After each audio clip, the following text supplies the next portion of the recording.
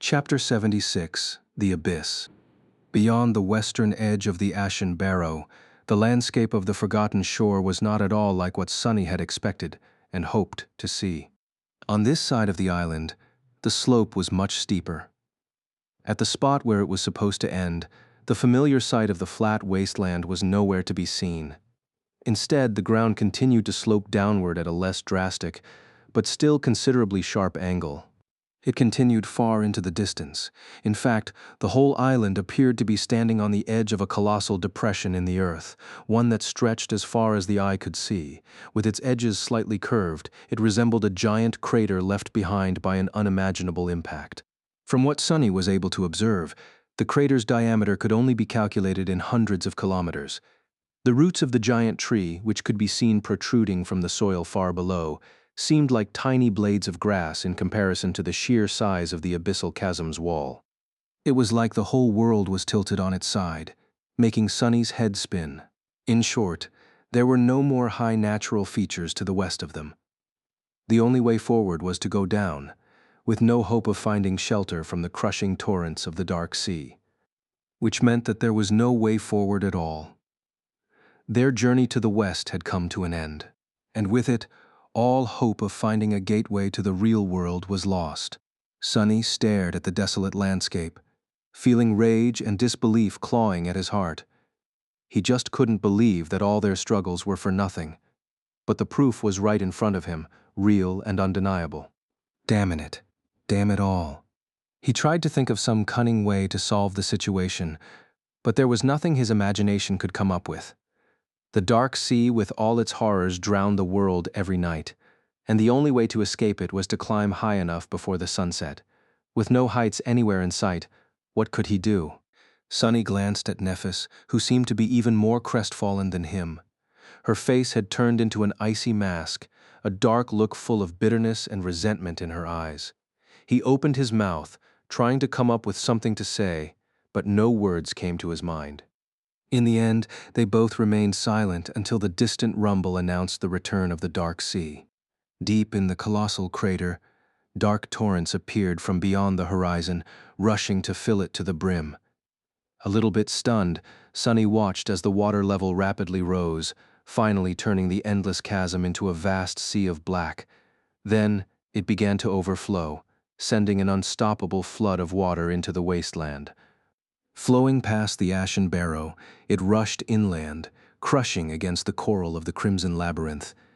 Soon, the whole world was covered in seething black water. Sunny licked his dry lips and turned to Nephis. After a short pause, he said in a raspy voice, "I think we found the source of the dark sea."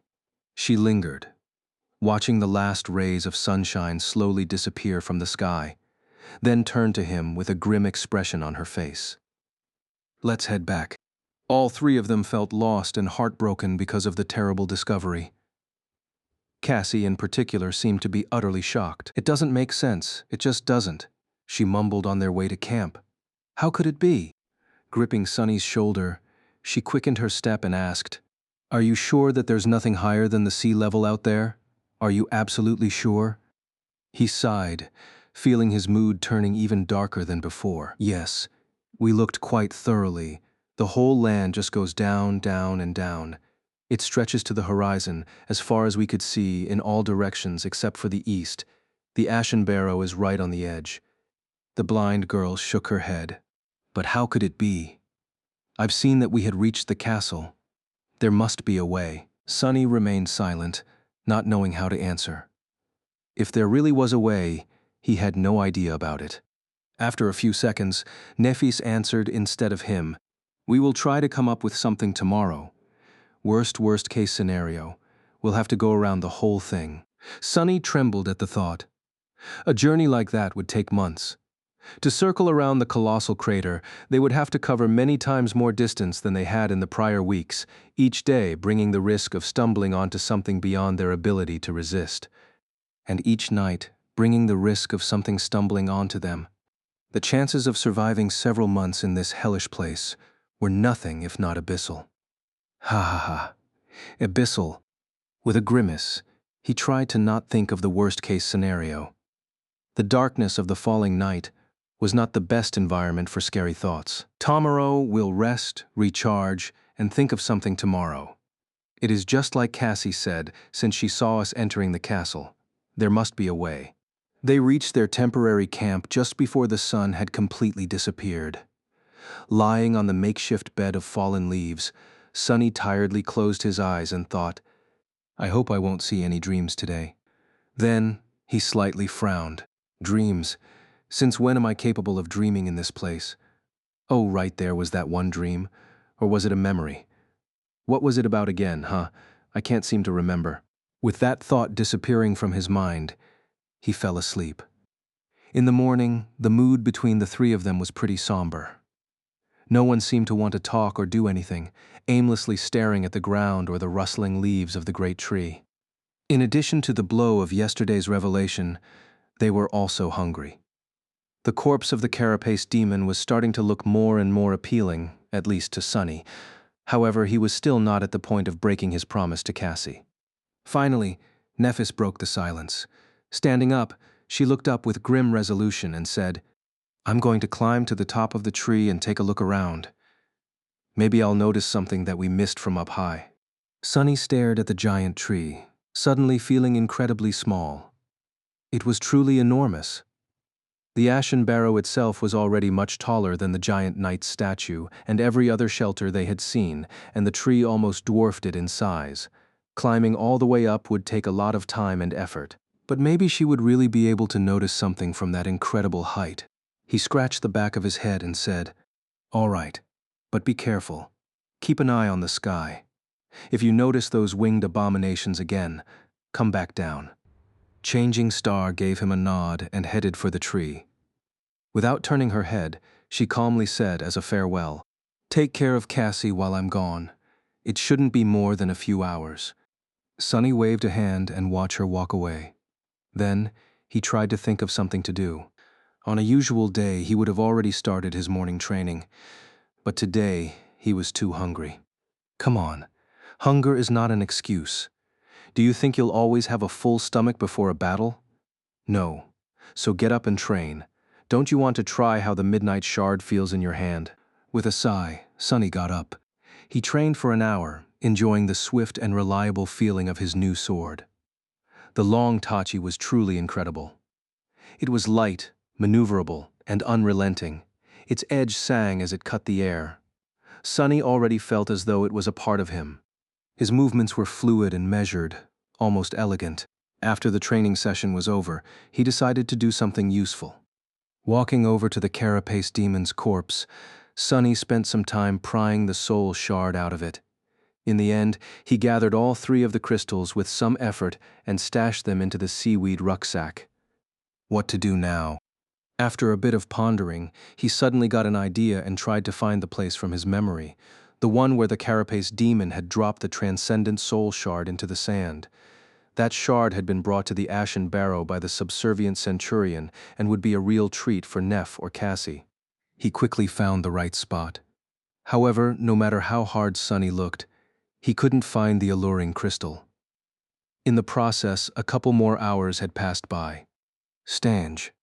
It was quite large. Where could it be? He was determined to continue the search. But at that moment, the shadow that he had left with Cassie noticed movement in the branches of the great tree. Nephis was back. Sunny walked back to the camp, thinking about what she had found. Was there hope for them after all? Or was there only more bad news? By the time he returned, Neph and Cassie were sitting on the ground with relaxed expressions on their faces. She saw something? Sunny thought, suddenly excited. But in the next second, his eyes widened. The 2 girls were holding something in their hands, their lips painted red. They were eating. They were eating the fruits of the great tree. Chapter 77. Enthralled. Sunny stumbled and looked at his companions in utter shock. Nephis and Cassie were each holding a large, round, glistening fruit. The skin of these fruits was smooth and black as onyx, while the succulent insides were red as ruby. Their hands, chins, and lips were smeared with red juice, making it look as though they were feasting on blood. The air was filled with an alluring, sweet aroma. Sunny recoiled, but his stomach involuntarily growled, reminding him how hungry he was. Nephis looked at Sunny and offered him a relaxed smile. "Hey." He stared at her, lost for words. Finally, after a few seconds had passed, Sunny collected himself and screamed, "What do you mean, hey? What the hell are you doing?" His voice was loud, full of disbelief and anger. Both Neff and Cassie turned to face him. They were visibly confused. "Why are you shouting?" Sunny gaped at them, feeling like he had lost his mind. Why were they so nonchalant about this? What was going on here? Trying to find some sense in the situation, he took a cautious step forward and looked at Nephis. Did she wait? What was he thinking about? He was so hungry. It was hard to concentrate on anything except for food. Shaking off the unexpected memory lapse, Sunny remembered what he was about to say and pressed. "Why did you change your mind?" Changing Star frowned. "Changed my mind? About what?" He clenched his teeth, thinking that she was trying to fool him. "About the fruits. I thought we had agreed to avoid eating them." Nephis blinked, a confused expression appearing on her face. "Did we? Why?" Sunny opened his mouth to answer, but then froze. "Actually, why did they make that agreement?" I can't quite remember." He was sure that there was a reason, but his memory was completely blank. There definitely was an agreement, wasn't there? He was pretty sure that there was, at least up until a few moments ago. Now, however, did he imagine the whole thing? There really was no reason not to eat the alluring fruits, especially when the three of them were so hungry. "No, wait. That's not right. Are you all right, Sunny?" He flinched and glanced at Nephis, who was looking at him with concern. Suddenly, Sunny felt lost and confused. What were they talking about? Something about some sort of agreement. What agreement? Not knowing how to answer, he just stood there with a frown on his face and pouted. "Ugh, this is embarrassing. Did I completely space out while she was talking to me?" Fortunately, Cassie quickly came to his rescue. She always knew how to make the situation less awkward. "Are you angry because we started eating without you?" He looked at her and noticed the big, delicious fruit in her hands. His stomach growled. "So hungry." I guess." Cassie smiled and pointed to the ground, where another fruit was placed on the pile of fallen leaves. Her teeth were smeared with red juice. "Don't worry. Neff brought 3 of them, 1 for each." How nice of her. Sunny picked up the fruit, looked at it, and took a bite without thinking. Instantly, his mouth was filled with delightful, cool sweetness. The succulent, juicy fruit was probably the most delicious thing he had ever tasted. It was both nourishing and refreshing, with rich texture and soft, lingering aftertaste. The ruby flesh practically melted on his tongue, making his whole body tingle. It was pure joy in the form of a fruit. Wow. Despite his delight, Sunny felt disturbed for some reason. Something was very wrong about the whole situation, but what? Taking another bite, he frowned and tried to understand the source of this anxious feeling. It was hard to think about anything except for how heavenly the fruit of the soul tree tasted, but he forced himself to concentrate. Soul tree? Since when? Wait, don't get distracted. Sunny was finally able to pinpoint the source of the strangeness. It was his shadow. When he reached out to pick up the fruit, the shadow did not copy his movements, as though reluctant to touch it. Even now it was motionless, refusing to mimic him eating the fruit. Weird. What is it with this guy? Sunny took one more bite and looked at the shadow, lost in thought. The shadow had an eccentric temper, but it rarely did something without a reason. If it didn't like the fruit, there had to be something wrong with the fruit. Sunny frowned, suddenly feeling a sense of dread grip his heart. There was something wrong with the... Damn, why is it so hard to think about this stuff? There was something wrong with the fruit. Why would there... Wait, is this why I screamed at Nephis? She broke an agreement. What was the agreement? Sunny was at the precipice of remembering something very important. He felt as though he just needed to pull on the thread, and the whole truth would reveal itself. Something terrible was going to happen if he failed. But then, Sunny got distracted. Something unexpected happened, something that required his full attention. Instantly, He somehow forgot all about the problem with the soul tree's fruits. Because at that moment, the spell was talking into his ear. Your shadow grows stronger. What? What? He blinked, then looked at the delicious fruit in his hands. The spell announced the increase in his power right after Sunny swallowed his third bite. Stunned, he raised his head and looked at Nephis. Changing Star, too, was staring at her fruit with a strange expression on her face. Feeling his gaze, she looked up. Sunny licked his lips. Did you? At the same time, Nephis said, I just absorbed a point of soul essence. Without saying anything, they both turned to Cassie. The blind girl was enthusiastically devouring the fruit. Red juice was flowing down her chin and dripping to the ground. Stopping for a moment, she smiled. Actually, I received mine a few bites ago. Sunny's eyes widened. Excitedly, he summoned the runes and found the right cluster. Shadow fragments, 97 over 1,000. He really received a fragment. He received a shadow fragment without risking his life in a battle against deadly monsters. Finally, Sunny was able to realize why the carapace demon had been so fixated on the soul tree and its fruits. These fruits were pure magic. Forgetting all about the uneasy feeling, he raised his hand and greedily bit into the succulent, delicious, nourishing flesh. Late in the evening, when the sun was already hidden behind the horizon, and the dark sea had once again turned the Ashen Barrow into a lonely island, the three of them were preparing for the night. They had moved their camp to rest between the roots of the great tree. With newfound energy received from consuming miraculous fruits, all their worries seemed to fade. With no way to move further west, Nephis, Sunny, and Cassie had decided to rest for a few days before making any decisions. They deserved a short vacation. The Ashen Barrows was a perfect place to recuperate. There were no monsters in the surrounding wasteland. It was large enough to protect them from the horrors of the sea, and they had plenty of food thanks to the soul tree. What's more, that food could even provide them with power. Where else would they be able to grow stronger without risking their lives? As far as hell goes, this place was almost a paradise. Sunny lay on the makeshift mattress of fallen leaves, feeling relaxed and optimistic for the first time in many, many days. Things seemed to be getting better. Before falling asleep, he glanced at the mighty branches of the great tree and thought with a bit of regret, with the carapace demon gone, there's no one to protect this magnificent tree anymore. When we continue our journey, it will be completely defenseless. What a shame. His consciousness was already half asleep. However, one last thought entered Sunny's mind right before he completely slipped into the embrace of darkness. What a shame that no one will be here to serve it, and feed it, and help it spread its seeds. Chapter 78, Bliss. In the morning, Sunny was woken up by the gentle rustling of leaves.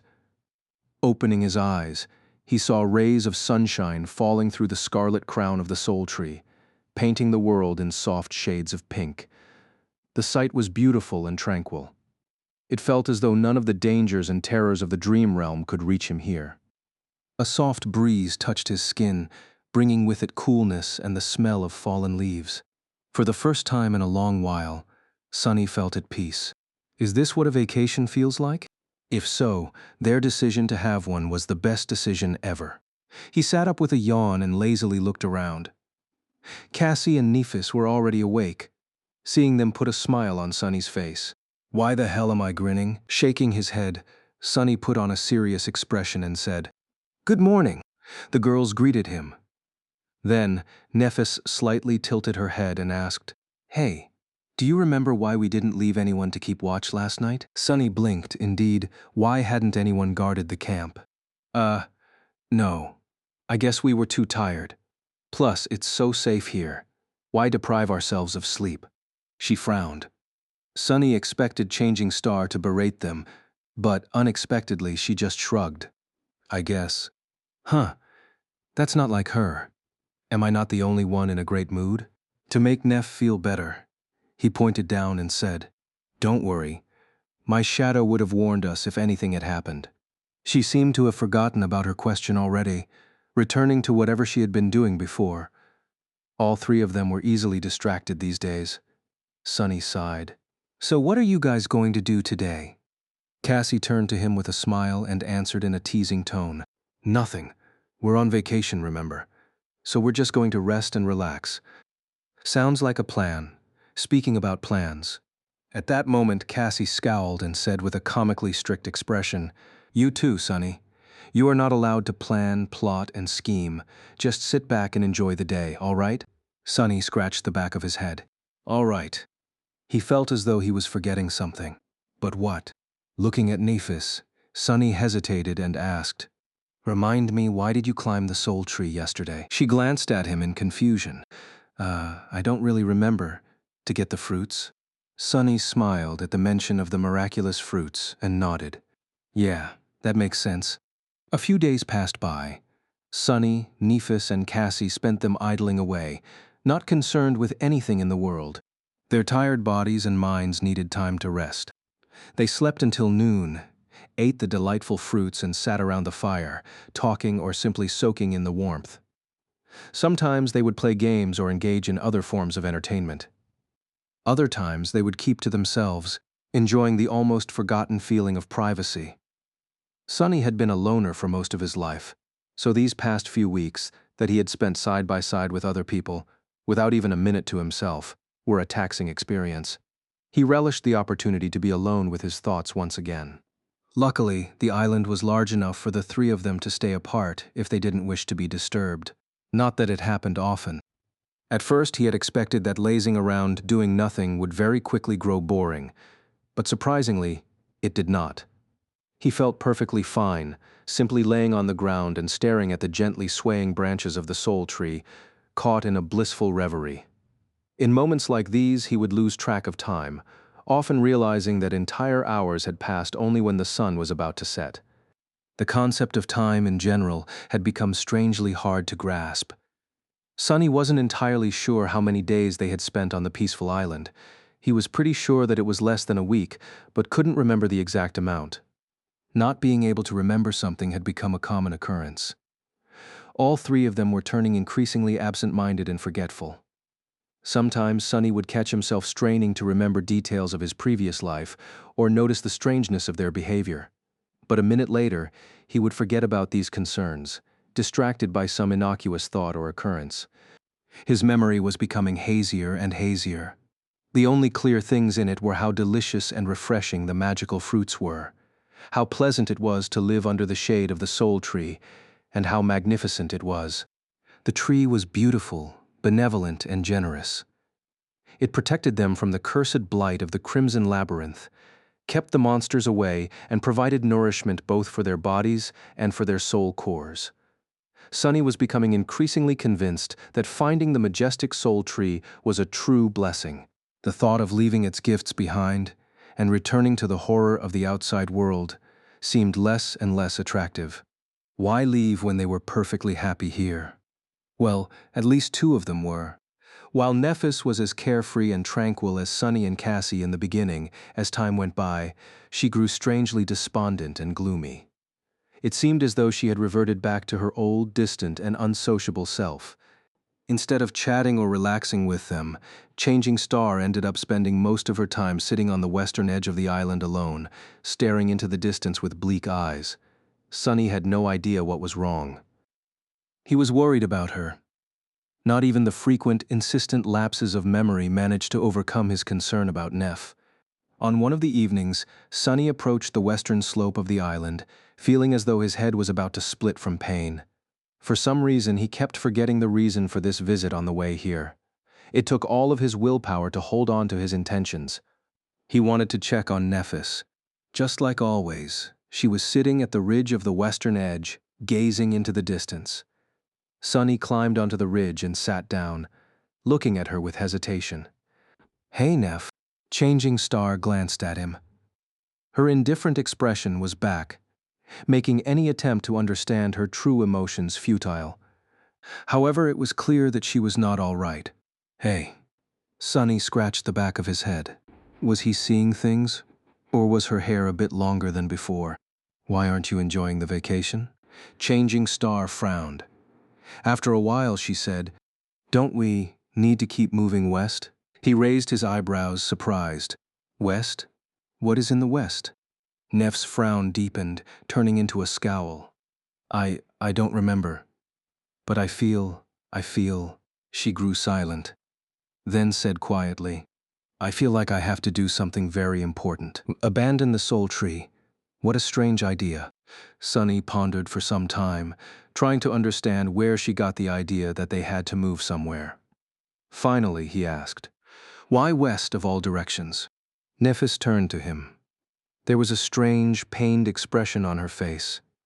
Gritting her teeth, she whispered, I don't know. Sunny sighed. If she didn't know, then he, of course, had no idea either. All he knew was that he wanted to make her feel better. But how? Sunny frowned, trying to think of a way. He felt that there was something very obvious that he was forgetting, something that would instantly erase Neff's suffering. When the realization hit him, he froze. Of course, how could I forget? The answer was so clear. He just had to climb the soul tree and find an especially juicy fruit for her to eat. Chapter 79. Twist of Fate. It was already dark when Sunny returned to the great tree. Cassie was asleep, snuggled comfortably under her cloak. There was a peaceful smile on her face. Sweet dreams. She wasn't bothered by her terrible visions in a long time. Everything became better since they decided to stay on the tranquil island. Everything except for Neff's mood. She didn't even bother to return to camp today, staying at the western edge of the barrow. Sunny didn't like that she was so close to the black water. He sighed. I need to get some tasty fruits for her as soon as possible. She definitely would not be able to stay sad after eating the magical fruits. They were so sweet and delicious. Sunny began salivating just from thinking about them. Maybe I'll find one for myself, too. In the beginning, they took turns climbing to the lower branches of the soul tree to gather fruits. Lately, though, Nephis seemed to be distracted by her strange melancholy. As the result, the group relied on him to bring down fruits for everyone. He had already picked the lowest branches clean, choosing the ripest fruits first. Later ones were smaller and not as heavenly, although they still tasted amazing. Since each fruit was big enough to satiate a person for a long time, they rarely ate more than one in a day. The ripest fruits provided Sunny with 1 or 2 shadow fragments, while the smaller ones gave 1, or even none at all. I wonder how many shadow fragments I accumulated. Should be more than 100, right? Maybe even 110. No way. We've been here just for a few days, a week at most. He could just summon the runes and check, but somehow that thought didn't even occur to him. If it did, he would have been horrified. Forgetting all about the shadow fragments, Sunny looked up and scratched the back of his head. Initially, he was planning to climb the tree in the morning and explore higher than he had previously gone, looking for the best, most delicious fruit possible to give to Neff. But after thinking about it, he decided to not wait until the night was over. He could see perfectly in the dark after all, and this way, he would be able to give Changing Star a delightful present much sooner. Stepping close to the trunk of the miraculous tree, Sunny began climbing. The first stretch was the most difficult since he had nothing to grab except for small cracks and bumps on the smooth obsidian bark. Reaching the branches required a lot of effort. However, he was already accustomed to it. Moving his hands and feet almost on instinct, Sunny got higher and higher. Soon, he was already pulling himself on top of an enormous, wide branch. These first branches were as wide as roads. He sat down and rested for some time, enjoying the coolness of the night air. Sunny had never climbed the soul tree in the dark before. Without the bright sunbeams falling through the leaves, it looked strangely different. The vibrant magnificence was gone, replaced with eerie stillness. The rustling of scarlet leaves did not seem calming and tranquil anymore. In fact, it made Sunny shudder. It sounded like thousands and thousands of trapped souls all screaming in agony.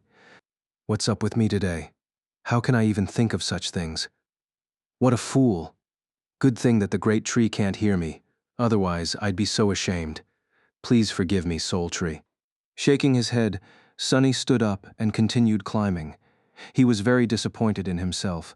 After all the good things that the tree had given them, he had stupidly doubted its benevolence, its greatness, its desire to devour, always ravenous, always growing starving, hungry forever. How ungrateful. Why did he even begin to think about, What exactly was he thinking about? Sunny frowned, failing to recall his train of thought. Ugh, whatever. I'm here to find a tasty fruit for Neff, not practice my reasoning. Climbing higher and higher, he soon abandoned the area that they had explored before. The crown of the great tree was vast enough to form a maze of its own. The large branches grew chaotically in all directions, twisting and crossing each other, with thick foliage blocking lines of sight and making any attempt of looking for the fruits difficult and time-consuming. Still, Sunny was determined to continue. He figured that if he went really high, where sunlight was denser, the fruits would be much riper. They had never tried a fruit from the higher branches. If he could find a really amazing one, Nephis would have to change her mind and abandon her strange thoughts of leaving the island. After all, these fruits were magical. Maybe she'll even smile. Encouraged, Sunny continued climbing. Time slowly passed. After a long while, Sunny finally decided that he had climbed high enough. He wasn't sure how many hours ago he had started the ascent, but judging by the soreness of his muscles and the visibly diminished width of the branches, he was somewhere in the upper part of the tree. Stepping on one of the branches, he slowly walked forward and looked from side to side. Searching for the fruits was not easy. It required good perception and patience.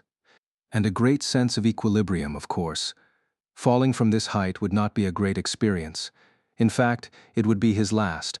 Carefully observing the surroundings, Sunny moved further and further away from the trunk of the great tree. The branches were softly swaying under his feet. A few times he jumped from one to another, causing a change in the melody of rustling leaves. On the way, he noticed several hanging fruits.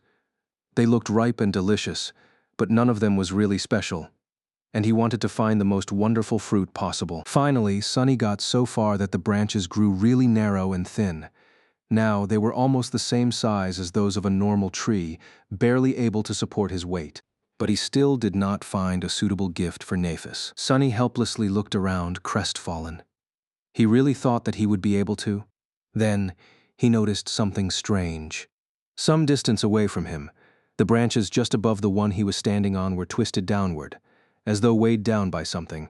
However, he couldn't quite see what it was behind the almost impenetrable wall of leaves. In fact, he only noticed the anomaly because it was dark. In the light of day, the bright color of the soul tree's foliage would make the shape of the branches indiscernible. But in Sunny's night vision, all colors were muted, almost turning into various shades of gray. Interesting. Jumping, he grabbed onto a higher branch and pulled himself up. Then, careful not to fall, Sunny approached the leaf barrier and forced his way through. In the process, he had to enhance his strength and agility with the help of the shadow. Otherwise, he would either have had to turn back or tumbled down to his death. Finally, he freed himself from the last layer of leaves and took a step forward. Then Sunny froze, his eyes opening wide with wonder. Right in front of him, hidden from the world in the secretive pocket of twisted branches, a giant, elaborate bird nest rested between the scarlet leaves. Chapter 80, Spirit of Exploration. The nest was spherical in shape, with a round hole at the center of it.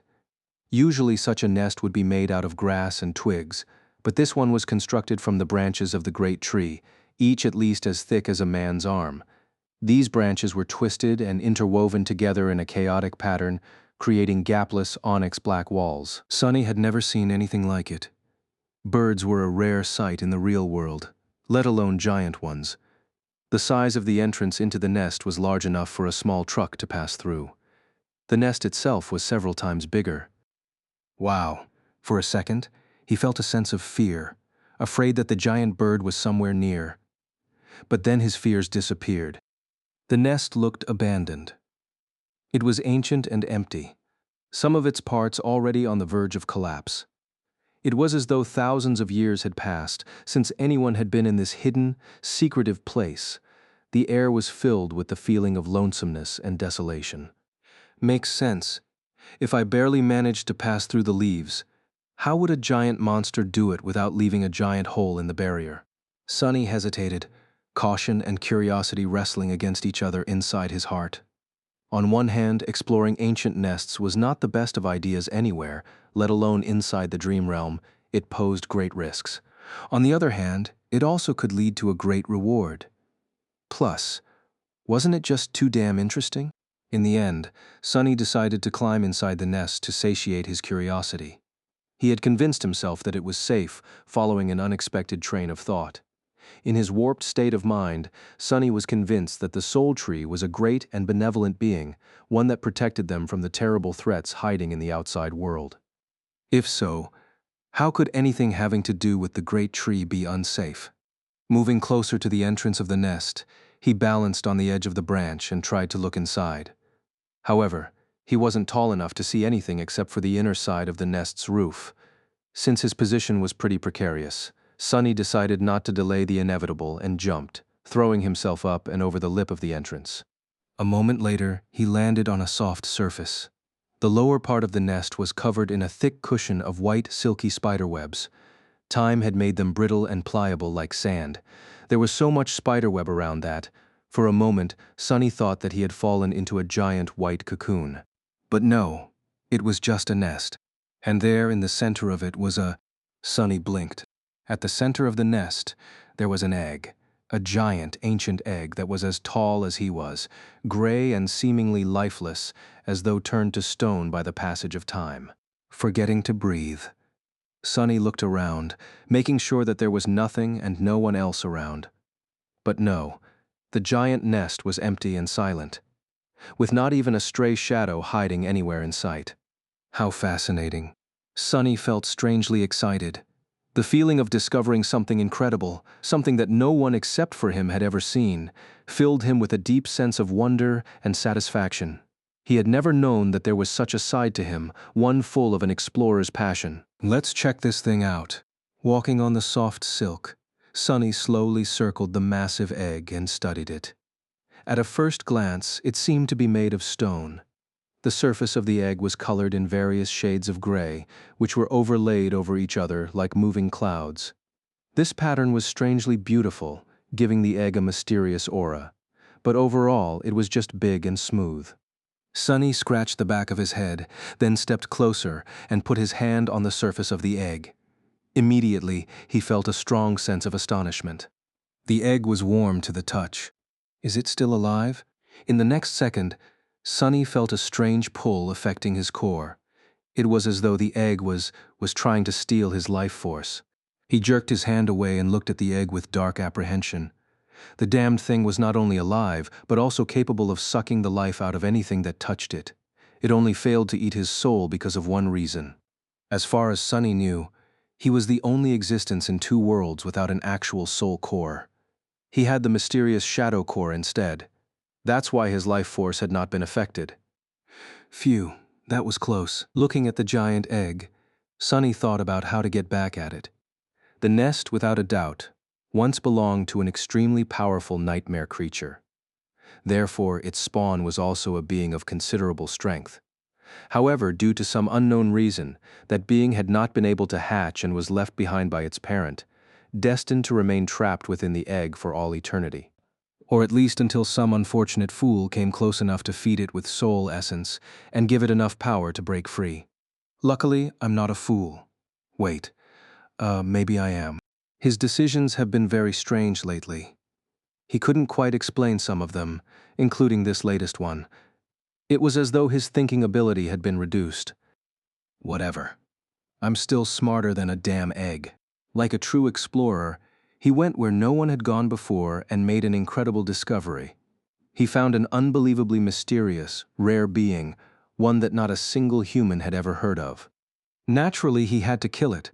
That's what the spirit of exploration was all about, wasn't it?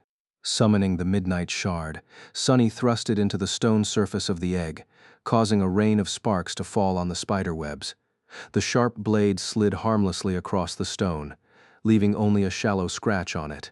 Tough bastard. The egg was sturdy enough to withstand a strike from an awakened weapon. If it was that resilient, Sonny was scared to imagine how powerful the adult monster would be. It was definitely not an average nightmare creature. But then, he was not an average sleeper.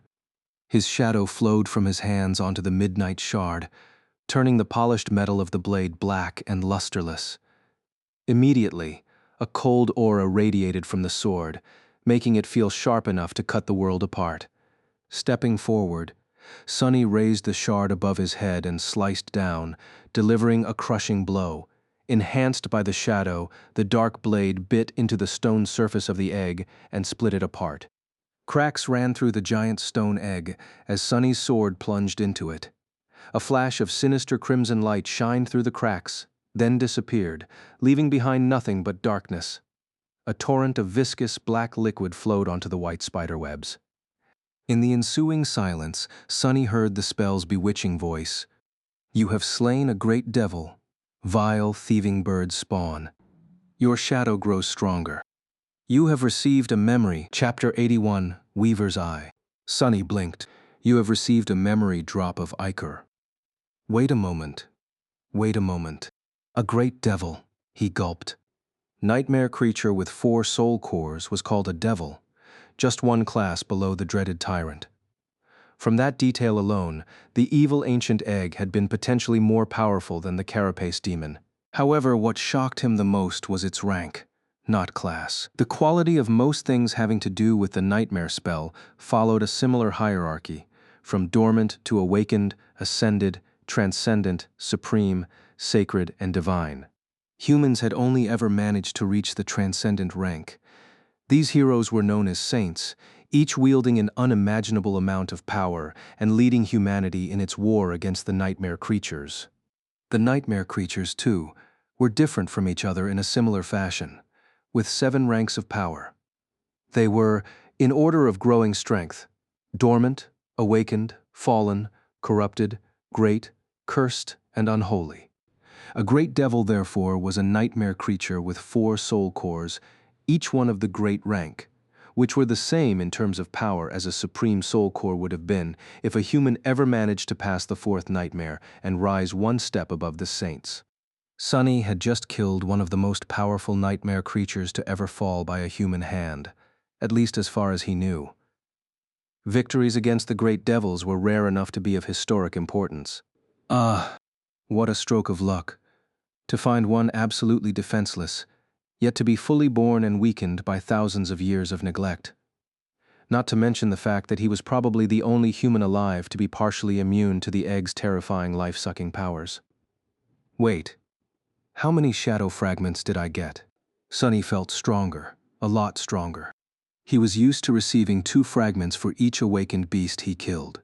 Thus, it was fair to assume that a fallen beast would give him 4, a corrupted beast would give him 8, and a great beast would give him 16, forgetting the ridiculousness of the notion that a sleeper would ever be able to slay a great beast. However, the vile, thieving bird's spawn was not a beast. It was a devil. It had 4 cores, so 64 fragments? Dumbstruck, Sonny summoned the runes. In his excited state, he even disregarded the insistent forgetfulness that prevented him from doing so earlier. Shadow fragments, 196 over 1,000. After seeing the number, he was giddy with joy at first, but then Sonny frowned. Wait, that doesn't make any sense. I had 96 fragments before coming to the Ashen Barrow. I received 64 just now, that makes it 160. Where did the additional 36 fragments come from? From the fruits? No way, we've been eating them for less than a week, 1 fruit a day. To get that much, a whole month would have to pass. But how could so much time pass without him noticing? Yes, his memory was strange lately, but Sonny tried to concentrate on the discrepancy, but it was very hard. For some reason, the more he thought about it, the less clear he became on what exactly he was thinking about. What was I trying to remember? Something about the shadow fragments. Yeah. A few minutes later, he massaged his temples and sighed in frustration. I guess I was trying to calculate how many fragments I got from killing that vile egg. It's 64. What is there to think about? That is great. He would spend more time celebrating the insane amount of shadow fragments he had received. But there was another amazing thing waiting for his attention. A memory. He had actually received a memory from a great devil. A real, actual supreme memory of the 4th tier. That was... Fantastic. Sunny summoned the runes once more and looked at his memories. Memories. Silver Bell, Puppeteer's Shroud, Midnight Shard, Drop of Ichor. Hurriedly, he concentrated on the new one. Memory, Drop of Ichor. Memory rank, unknown. Memory type, unknown. Memory description. The loathsome thieving bird was hated both by the gods and unknown. However, it only cared about shiny things. Enamored by Weaver's beautiful eyes, it stole one of them on a dark, starless night.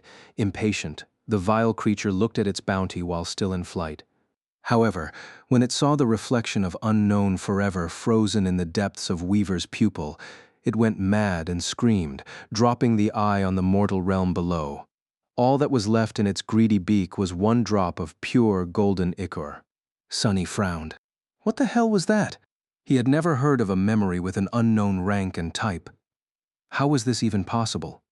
Did the spell really not know, or was it simply refusing to let him know? Why would it do that? And the description itself, what were these words that it failed to translate? He tried to forego the automatic translation and look at the runes themselves, but they were beyond his ability to translate. In fact, he had never seen runes of this type before. Weirdly, studying them caused him to feel dizzy and nauseated. That is very, very weird.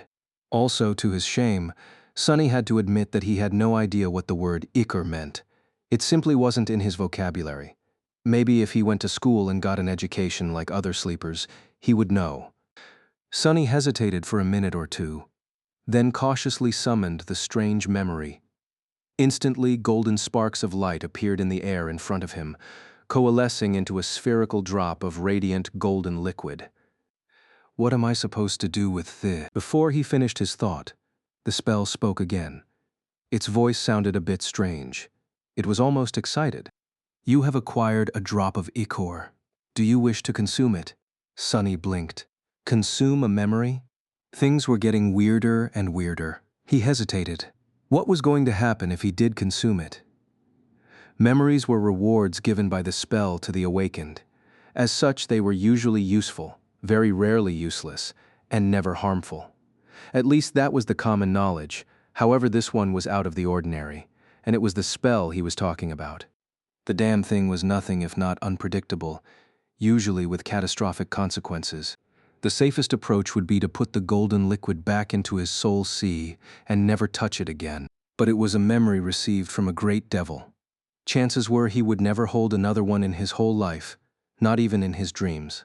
Sunny was simply unwilling to let this opportunity go. Trying to calm his rapidly beating heart, he licked his lips and said, "Yes, I want to consume it, as you wish." The golden sphere separated into two streams of beautiful, radiant liquid. The streams flowed through the air, approaching Sunny's face. He felt a gentle touch caress his cheeks. Then, the golden liquid reached his eyes and flowed through them, entering his soul through the pupils. Soon, it was gone. Sunny was frozen, not knowing what to expect. A second passed, then another. He raised his trembling hands to his face, finally feeling something.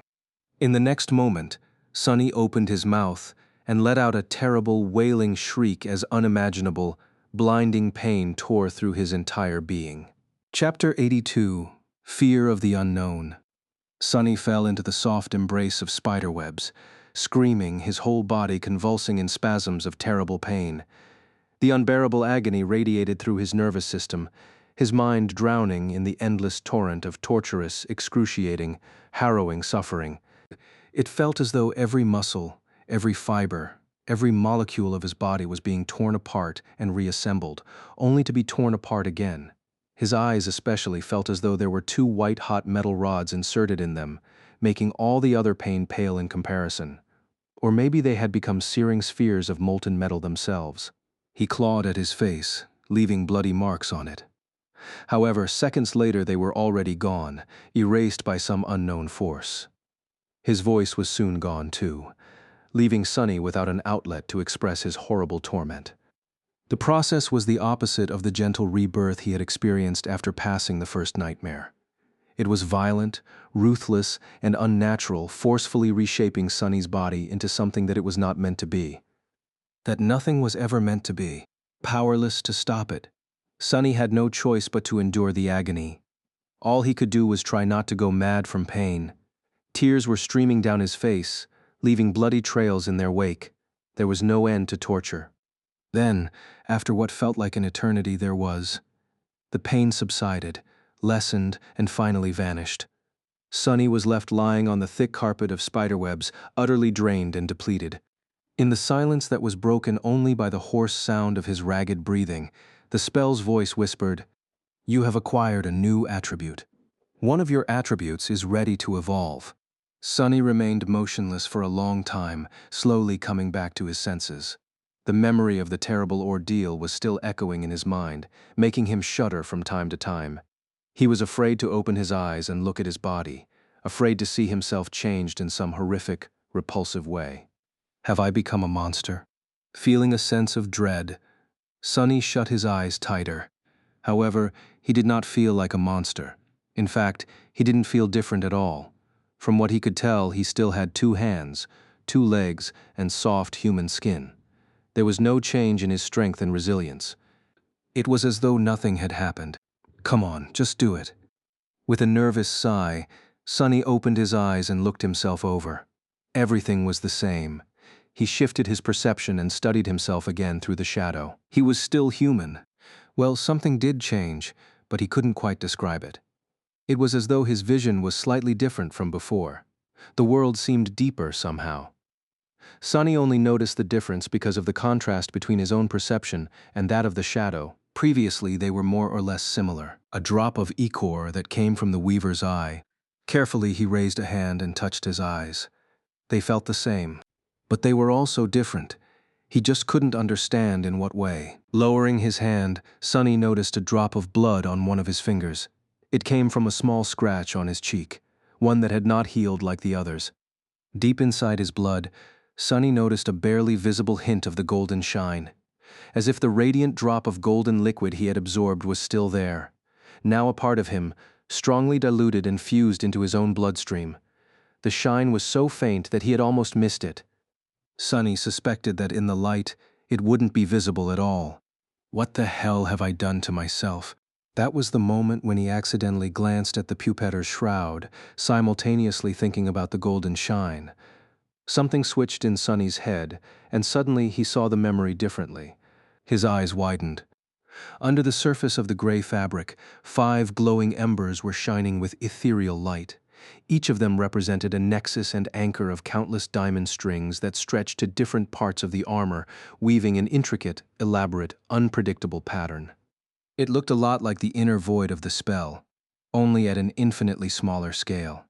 However, Sunny was surprised to find out that he sort of understood the pattern.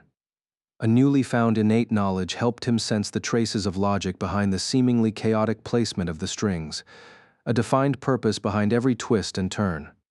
They were meant to achieve certain effects, durability, resilience, and another, more complex type of protection. The hint of understanding came naturally to him, as though it was his innate ability. I need to study this further. Intrigued and apprehensive, he entered the Soul Sea. A familiar dark expanse of still water appeared in front of his mind's eye. There was the looming shadow core, the shining satellites of his memories, and the strange feeling that something was moving just beyond the periphery of his vision. Out of habit, Sunny turned his head to try and catch sight of that something, knowing that he would not see anything. However, this time he did. With a startled yelp, Sunny flinched away and lost his balance. What the hell? What the actual hell? Out there in the darkness, at the border of the dim light cast by the shining memories, stood motionless black figures. They were shadows of creatures he had killed.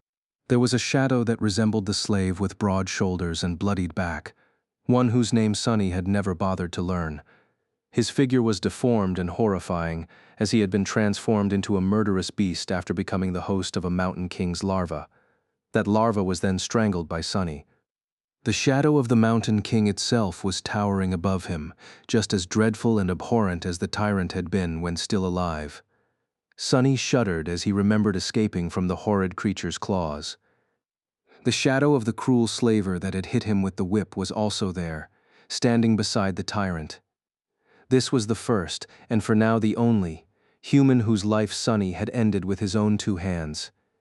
He even stole the boots and cloak of the dead man's body. On both sides of them there were other shadows.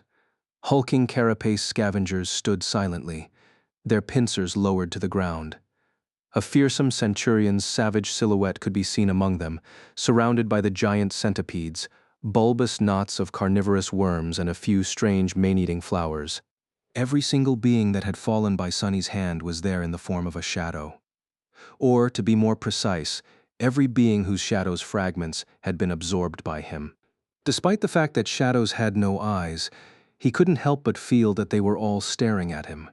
Silent, motionless, watching, feeling cold shivers running down his spine. Sunny gulped and stood up, his legs shaking a little. Finding out that a small army of dead shadows had appeared inside your soul sea was not the most pleasant of surprises, let alone if those shadows once belonged to creatures who you had personally slain. He clenched his teeth. Can I repeat what the actual hell? Chapter 83:5. The shadows stared at Sunny, and Sunny stared at the shadows. After a while, the situation became a bit awkward. Sunny shifted a little, then hesitantly asked, are you guys not going to do anything? The shadows did not react, remaining as motionless and quiet as they had been from the start. As a matter of fact, he didn't see them move or show any sign of life at all. In that regard, they were even more lifeless than his echo had been here in the Sea of Soul. Sunny scratched his head. His initial fear was slowly disappearing. At first, he was scared out of his wits, but more so from being startled than from feeling an actual threat. This was his soul sea, after all. Very few things could harm him here. Sunny was pretty sure that the shadows were not capable of doing anything, let alone attacking him. They seemed more like manifestations of some weird facet of his aspect rather than actual beings. As such, they weren't dangerous. The question was, why did the shadows suddenly appear? After briefly thinking about it, Sunny came to the conclusion that they did not actually appear per se. Instead, they were always here, it's just that he had not been able to see them. But now, with his eyes changed by the strange transformation he had gone through, he could, just like he could see the diamond strings inside the puppeteer's shroud. Speaking of the puppeteer's shroud, glancing at the silent shadows one last time to make sure that they would not lunge at him, Sunny frowned with suspicion and turned away. His back instantly began to tingle. Just think of them as fashionable pieces of furniture. Who says soul seas don't need a touch of interior design? Somewhat consoled, he walked closer to the shining spheres that represented memories and summoned the puppeteer's shroud. One of the spheres floated down and slowly dimmed, revealing the armor within. Just like before, Sunny could see 5 glowing nexuses and countless strings permeating the gray fabric.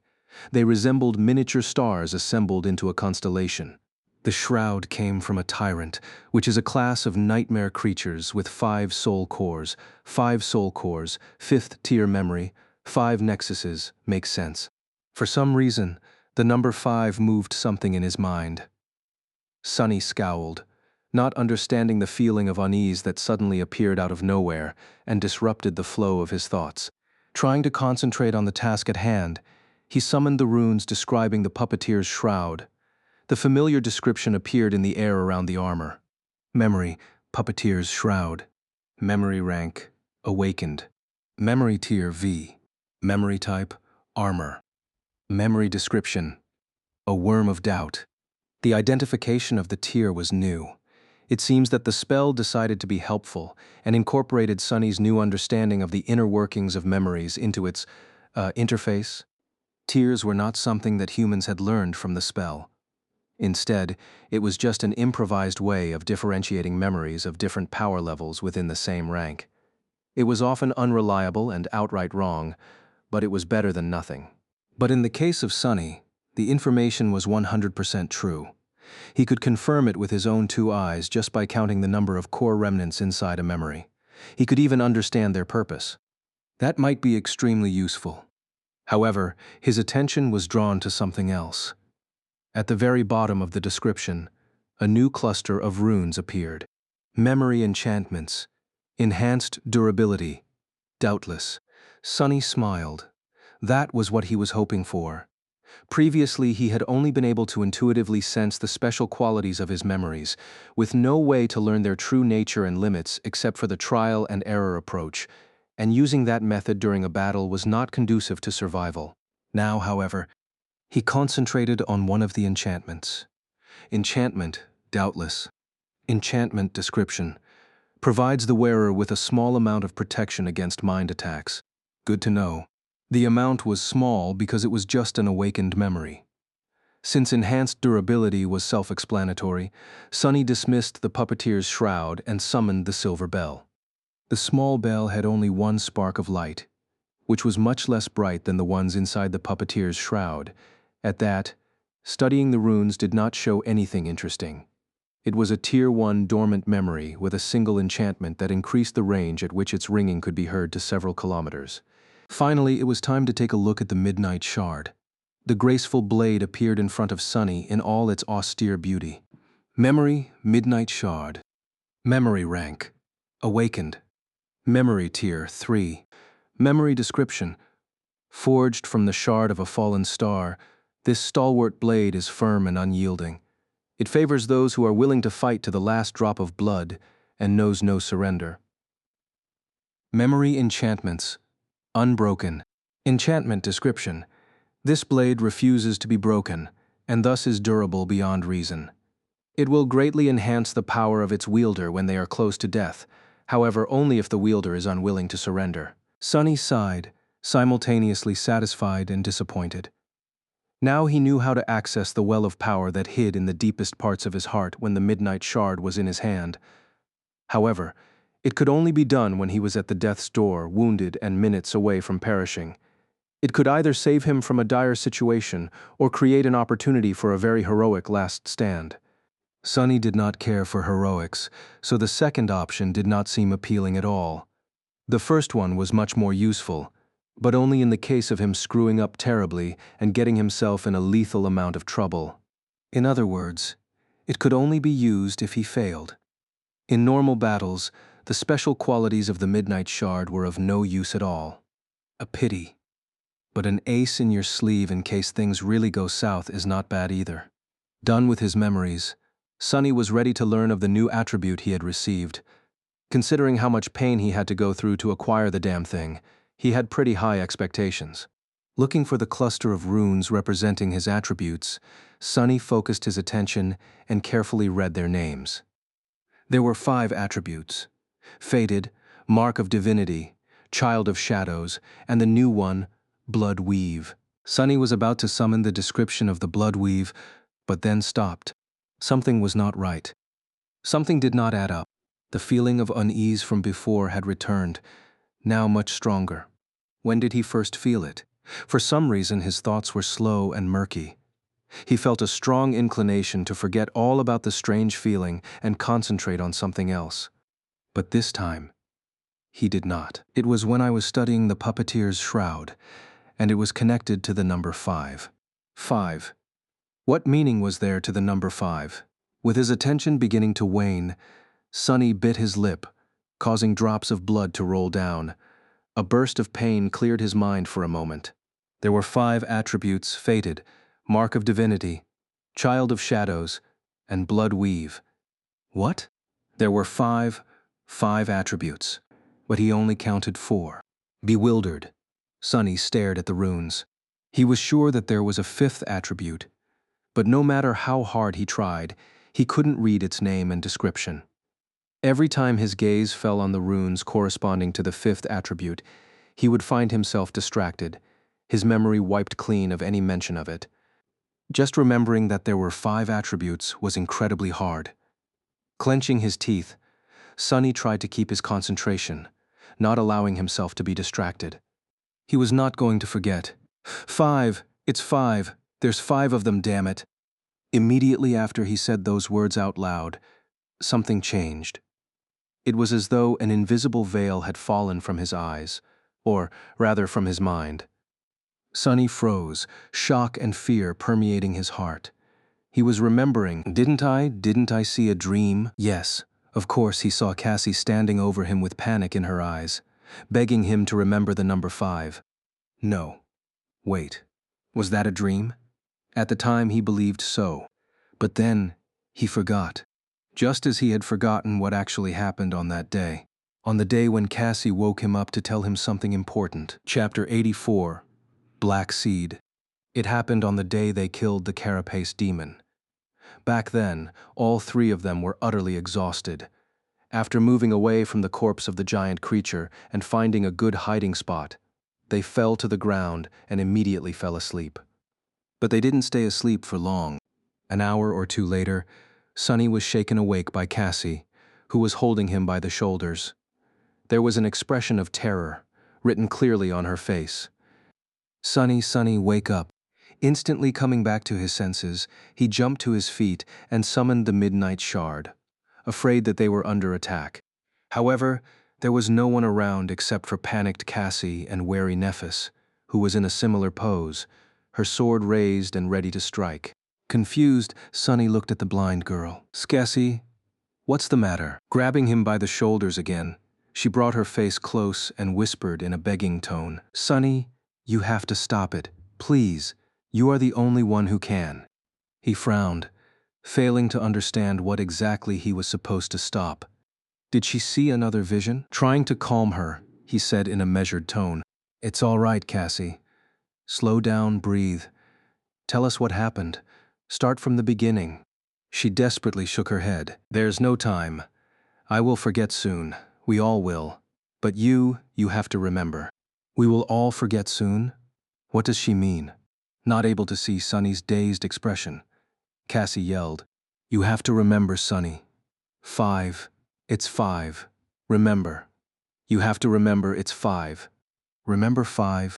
The blind girl was not making any sense. Sunny carefully put his arm around her, feeling how scared she was from her shaking body. "All right, Cass. I promise I'll remember 5, right? See, it's pretty hard to forget." Nephis was looking at them with a frown, not neglecting to scan the surroundings for any signs of danger from time to time. For some reason, Cassie was only talking to Sunny, not paying her any attention. What was it that she thought Sunny could do, but Changing Star could not? Hearing his answer, the blind girl calmed down a little. However, she was still terrified. "Good, good. Remember, it's 5. You promised." Her voice sounded quieter and quieter, as though she was not sure of what she was saying. Sunny was barely able to discern her mumbling. The more complex a thought, the harder it will be to hold on to it. That's why I can only tell you this one word, the simplest thing to impart when the right time comes. It might change things. Carefully choosing his words, Sunny hesitantly asked, "Cassie, can you tell us what happened exactly?" Hearing his voice, the blind girl flinched and raised her head to face him. There were still traces of fear in her eyes, but mostly it had been replaced by confusion. "Huh? Did something happen?" Sunny blinked. Wasn't she the one who woke them up in a panic? Wait, why did she wake us up, to begin with? For some reason he had trouble remembering the details of the past few minutes. The conversation they just had was already hazy in his memory. "I guess I'm still groggy from waking up so abruptly. Lack of sleep affects concentration." "You wanted to tell us something? It had to do with the, number 5? Cassie raised her eyebrows.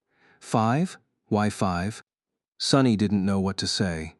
He was going to ask the same question. "I have no clue." Perplexed, he looked at Nephis, hoping that she will be able to clear the situation. Changing Star was standing a few steps away with a distracted expression on her face. Sensing his gaze, she stared at him and asked, "Why do you have your sword out?" Sunny glanced at the Midnight Shard and tried to remember what had caused him to summon the memory. I'm not sure. Why did you summon yours?" Nephis looked down, as though noticing the sword in her hands for the first time. An expression of doubt appeared on her face. "What's wrong with our heads today?" Understanding that it was pointless to expect help from Nephis, Sunny sighed and turned back to Cassie. "Did you see another vision?" The blind girl trembled, Her eyes opened wide, once again filled with fear. A vision, yes, I saw a vision. An awful, awful vision. What did you see? She was silent for a few moments, trying to remember. A deep frown appeared on her face. Finally, Cassie quietly said, I saw a mountain of corpses.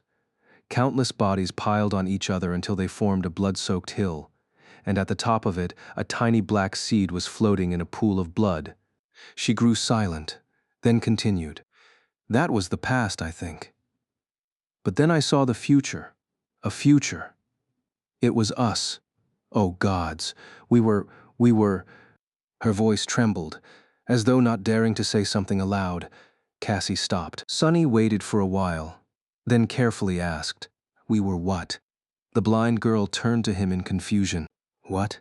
He scratched the back of his head. What were they just talking about? You were, telling us about your vision, I think. Cassie frowned. What vision? To his embarrassment, Sunny wasn't sure either. He just remembered something about the number 5 and a seed. For some reason, he felt as though that number was very important. But why? He had no idea. I forgot. Suddenly, Nephis, who was standing nearby, lowered her hands and dismissed the sword that she had been holding for some reason. Looking at them with a bit of confusion, she hesitantly asked, Why are you guys awake? We need to rest. Something might get attracted by the demon's corpse, so we'd better return to peak condition as soon as possible. Distracted and already forgetting about the conversation with Cassie, Sunny blinked a couple of times, shrugged, and decided to go back to sleep. None of this made sense anyway. They were probably struck dumb by exhaustion. He felt so tired. A few hours later, when the shadow noticed the winged creature circling around the island, he awoke again. By that time, the memory of Cassie's warning was so fragmented and hazy that it seemed like a strange dream. But the seed was already planted deep into his subconscious. And now that it had blossomed, Sunny was finally able to fight through the haze of oblivion and remember everything. Chapter 85. One Step at a Time. Sitting inside the vile thieving bird's nest, Sunny frowned and clenched his fists. Something unnatural was happening to them ever since they came to the Ashen Barrow. Now that he had remembered Cassie's warning, it was apparent that their minds were affected, making them forgetful and easily distracted. Even now that he knew about it, thinking straight was strangely hard. It took all of his will just to keep the knowledge of the anomaly in his memory. The events of these past few days were still hazy. Remembering something else, Sunny closed his eyes in frustration. Had they really spent mere days on this island? The number of shadow fragments he received from eating soul tree fruits suggested otherwise. It was quite possible that as much as a whole month had passed since the first time they ate them, and their minds were corroded a bit more with every day that passed. Pretty soon, there would be nothing left of them at all. Only empty shells, walking around wearing their faces. Sunny's face paled. With a growing feeling of dread, he realized that there were large gaps in his memory. He could not remember how they got to the Ashen Barrow and where they were going. Other things, too, were unclear and blurry. Stay calm. Despite how compromised his memory was, there were still ways to understand what was going on, and then maybe undo it. After all, he was able to remember Cassie's warning. That meant that their memories were not gone, just obfuscated. First step. Resist the impulse to forget everything again. Not succumbing to the constant pull on his mind was not an easy task, but he was able to manage, at least for now.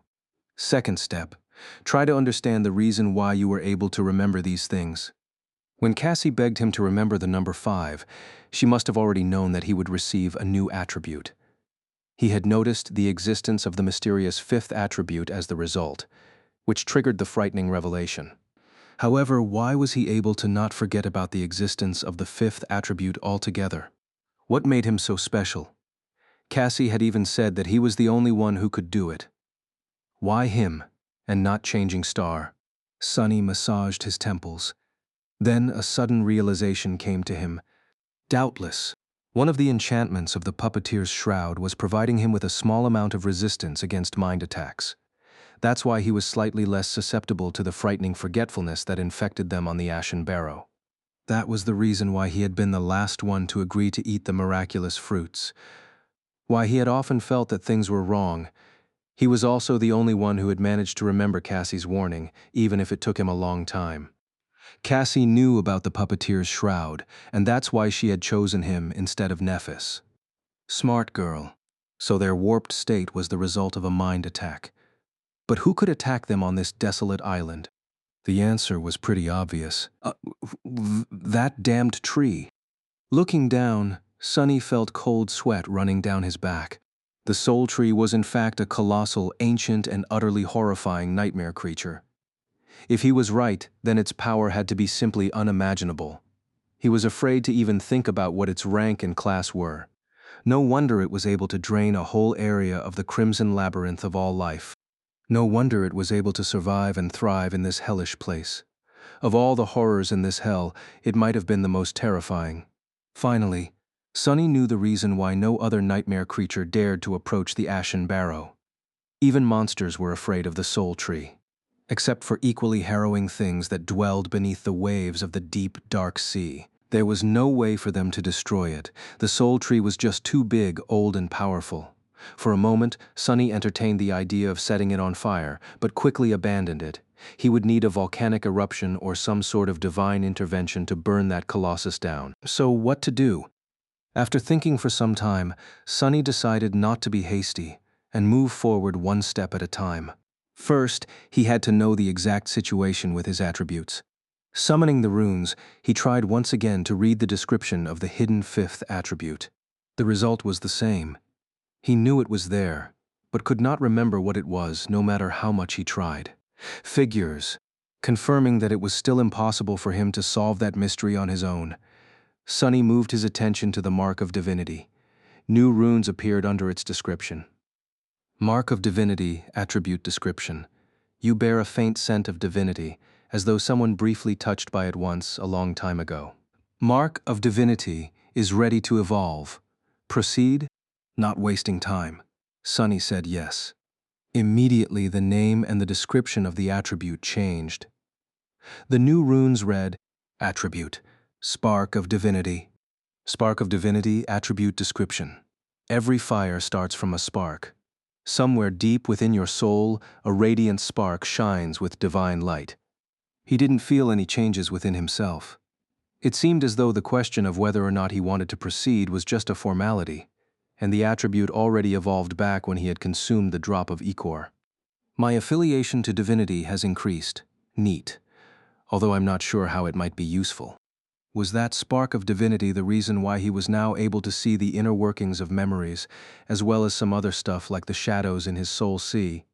If so, was it a universal trait of all awakened with high divine affiliation, or just his? For some reason, Sonny felt that it was the latter option. He had received the drop of ichor from a being called Weaver, and then became able to see the strings that were weaved through the memories, giving them their unique qualities. It wasn't hard to see the connection. If this was true, did it mean that there were different kinds of divinity, and he inherited a small amount of a very special kind of divinity? Was Weaver even a deity? Every god he had heard about was named in a similar fashion. There was Shadow God, War God. Well, that's it. He had never heard the names of any other god. However, Weaver's name was different. Maybe Weaver was not a deity at all. Maybe he, she or it was actually one of the unknown. Sonny shook his head, feeling that he had almost allowed himself to get distracted and release the hold on his memory.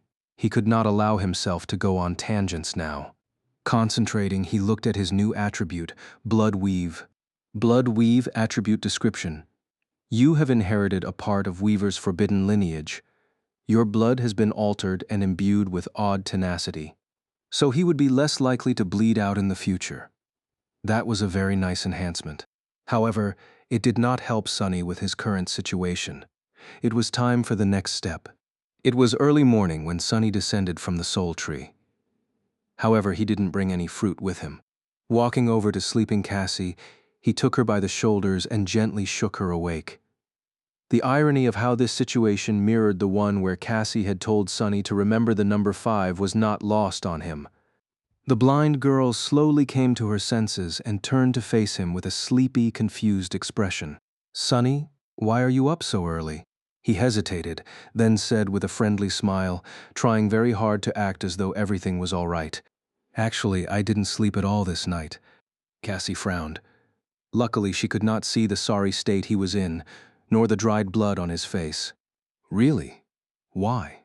He shrugged. "I decided to climb the soul tree and search for some fruits, but that's not very important. Hey, your aspect ability allows you to see other people's attributes, right?" She nodded, still confused. "Yes, you know this. Why?" Sunny lingered, then said in a carefree tone, "Can you take a look at mine?" Chapter 86, Final Clue. Sunny's thought process was very simple. Honestly, in the state he was in, complex ideas that went against Soul Tree's indoctrination were almost impossible to hold on to. He was already at his limits just trying to remember what had happened in the giant nest. On his way down, Sunny had to bite himself several times, leaving bloody marks on his hands. Sharp pain cleared his mind for a few moments and gave him temporary relief from the constant pull of forgetfulness. Coincidentally, he was already noticing the effect blood weave was exerting on him. The bites only bled for a short while, quickly turning into scabs. The speed of coagulation of his blood was clearly enhanced. He also felt more energetic, his endurance substantially better than it had been before. Which made sense. The human body was a system where every part affected the other. A comprehensive improvement of one of these parts, especially one as important as blood, had to lead to a chain reaction of lesser improvements throughout the system. It seemed that he had severely underestimated the importance of his new attribute.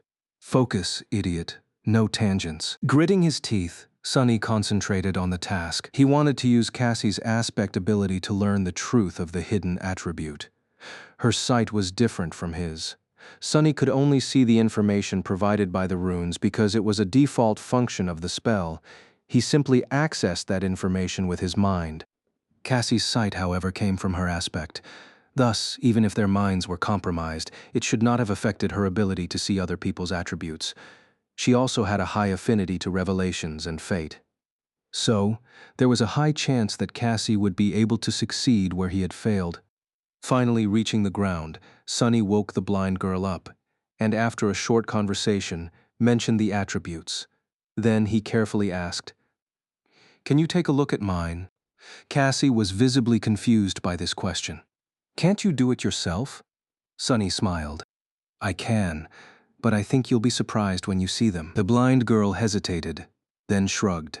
"All right, but if it turns out that you woke me up for nothing, I'll be pretty upset." "That was not very nice of you." She turned to face him and froze for a moment, as though staring into his eyes. Fated, child of shadows, spark of divinity. Wait, wasn't it mark of divinity? I must have remembered wrong. Stopping for a second, Cassie shyly covered her mouth with her small hand and yawned. My memory has not been too good lately. Too much rest, I guess. Where was I? Oh yes, blood weave, huh? Where did this come from?"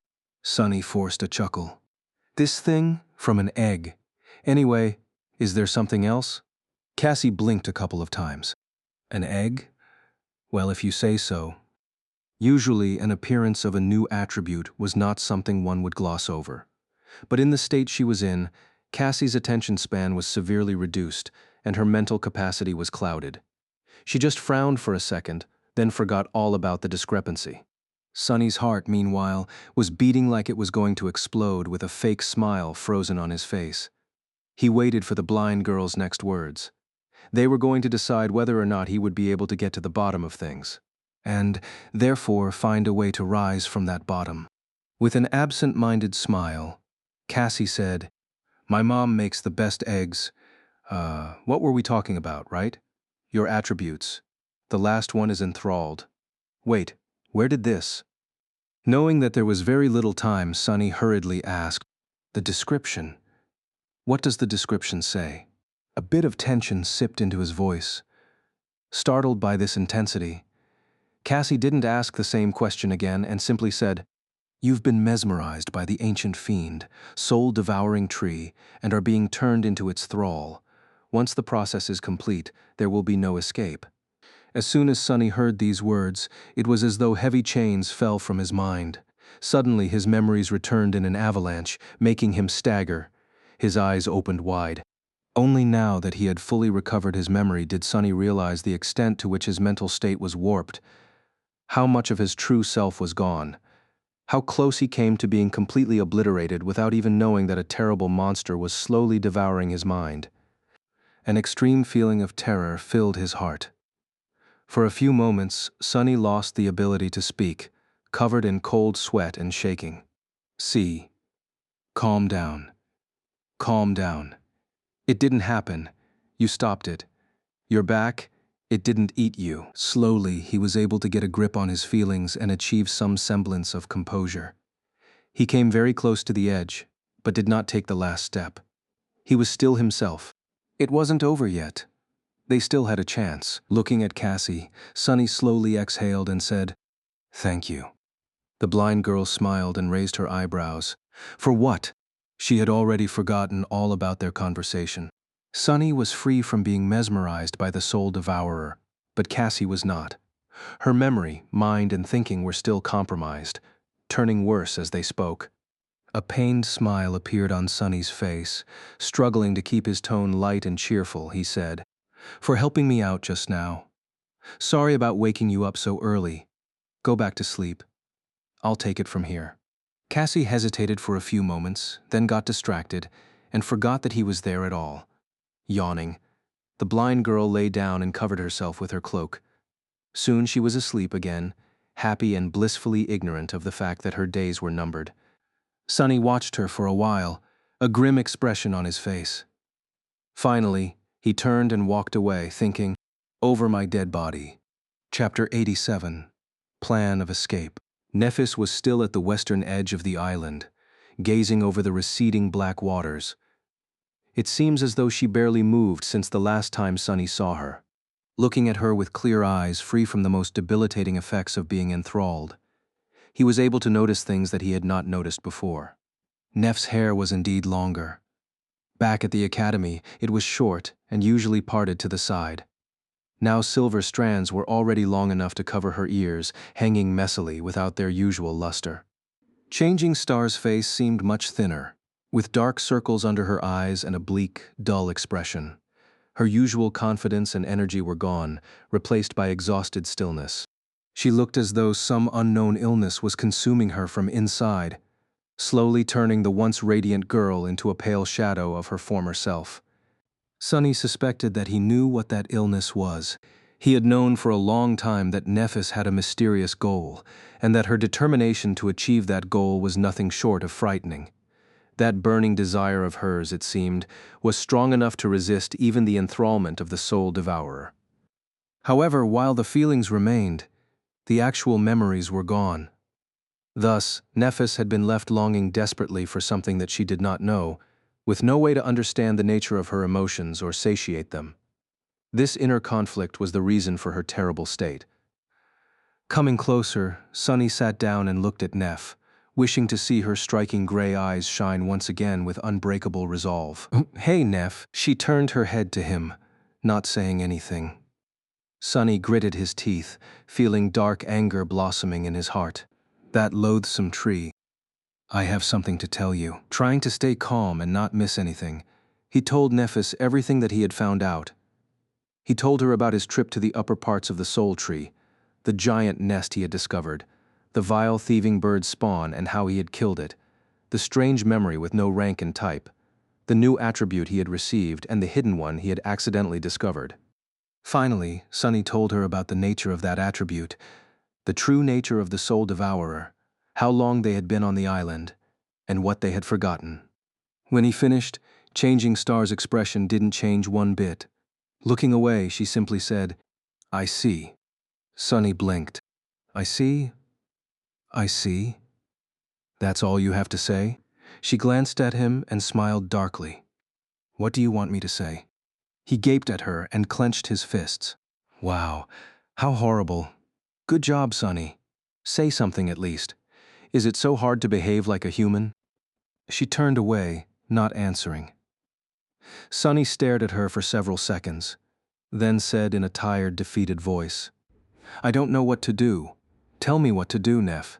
How do I get us out of this? She was silent for a while.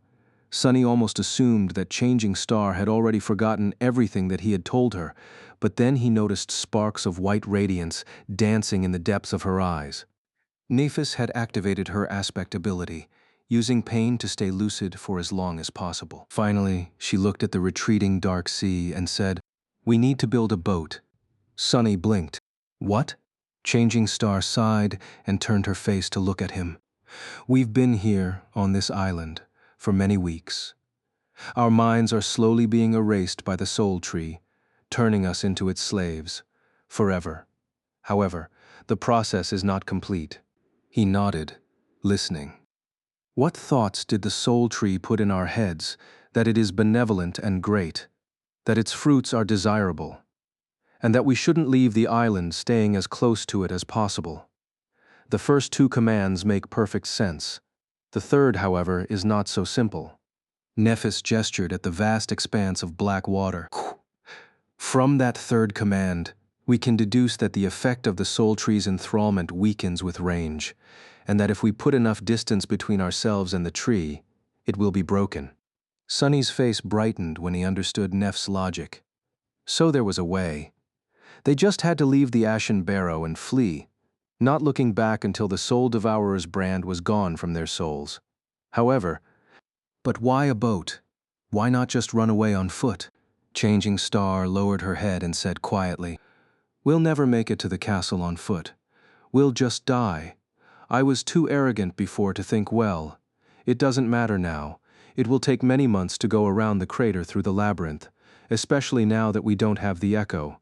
And every day we spend there is another day we risk encountering something that will kill us without even breaking a sweat. She sighed. We were already lucky to survive for as long as we did. But in the end, no matter how much we fought and persevered, we still encountered the soul tree. This should have been our end. Do you know how improbable it is that we even got a chance to have this conversation? Sunny hesitantly shook his head. First, we had to have an oracle in our group to see the future. Then, Cassie had to formulate and execute an ingenious plan in the short amount of time her memory remained intact. That plan was based on the fact that there was someone with an awakened armor of 5th tier in our group, one enchanted with the extremely rare mind protection trait, no less. Awakened with the revelation affinity were few and far between. Sleepers with a memory equal to the puppeteer's shroud were even rarer. That person then had to find and kill a great devil. More incredibly, he had to receive an actual lineage memory from it. Do I need to explain how implausible this combination of events is? Sunny slowly shook his head. Nephis closed her eyes. My point is, if we go into the labyrinth, we will inevitably meet the next soul tree. And even if we miraculously manage to survive that encounter, there will be the next, and then the next. Sooner or later we will die. She looked west where the last remnants of the dark sea were disappearing beyond the horizon. But if we build a boat and use Cassie's staff to fill the sail with wind, maybe we'll be eaten by the dwellers of the depths. Or maybe they won't pay us any attention at all. It's a gamble either way. Either we die, which is the same as returning to the labyrinth, or not. If we survive, we'll be able to travel 100, maybe even 200 kilometers in one night. More distance than we had covered so far. Sunny froze, stunned by that number. In all the weeks preceding their battle with the carapace demon, they had traveled for no more than 100, maybe 150 kilometers from the giant knight statue. It was a considerable amount, especially because of how hard each step through the Crimson Labyrinth had been. To travel as much, perhaps even more in a single day, that would have been incredible, but sail on the dark sea? Suddenly, he felt very cold and small. Chapter 88, Boat Builders. Trying to gather his courage, Sunny looked into the distance and said in a raspy voice, You've seen the creatures that dwell under these waves. Do you really want to swim across them? Changing Star was silent for a few seconds, then sighed. We are damned either way, Sunny. What do we have to lose? She fell silent for a moment and grimaced, pale flames dancing in her eyes. Then, in a quiet voice, she added, "We will not light any fires, relying on your eyes to guide us west. We will hope that Cassie's armor will protect us. Maybe it will be enough." Sunny glanced at Neff and asked, "What's so special about Cassie's armor?" She hesitated for a moment, then answered without looking at him. "It's a Tier 6 awakened memory. One of its traits is to make the wearer less likely to draw the enemy's attention." While Sunny was digesting this information, Nephis suddenly trembled. Closing her eyes, she said through gritted teeth, "I am at my limit. My mind is fading. If you have any questions left, better ask them fast." He blinked, startled. Then, knowing that there was not much time left, Sunny asked the first thing that came to his mind, "Do you even know how to build a boat?" Changing Star simply nodded, letting him know that she did. Her expression was slowly turning lost and dull again. Racing against time, Sunny frantically thought of another question. "How do I convince you to leave the island once your memory is gone?" Nephis looked at him, struggling to hold on to the last shreds of lucidity. For a moment, her eyes became clear again.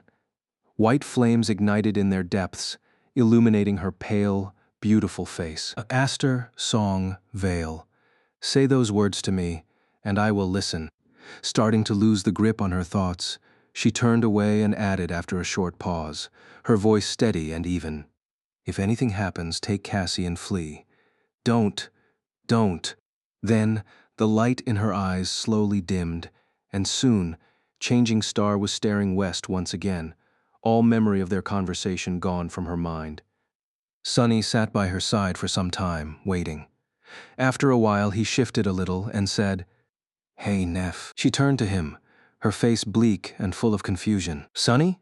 Oh, when did you get here?" "A while ago."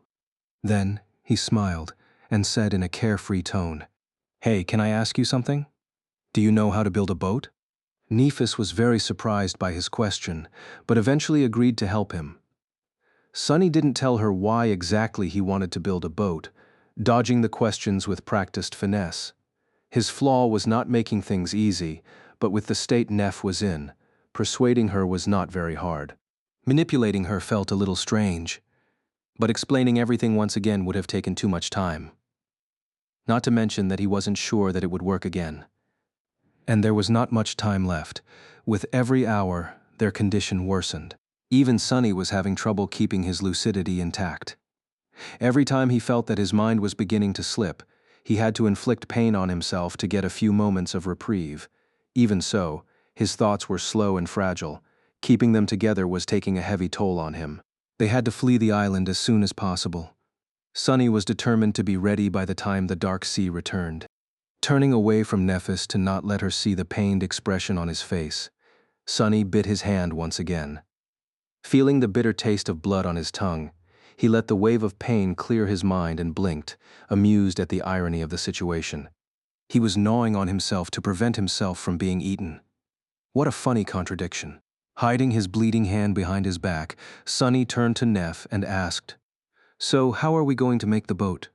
She thought about it for some time, then said indifferently, "We will have to use the materials at hand. For the hull, we will have to use the dead demon's carapace. We can strip several armor plates of suitable shape and tie them together with the golden rope." Sunny raised his eyebrows. The carapace demon's armor, it's made out of some strange steel. Can steel even float?" Nephis glanced at him with reproach. "Anything can float, Sunny. You just have to make sure that you're displacing more water than the weight of the floating object. That's how boats work." He blinked. "Ah, okay. About the sail.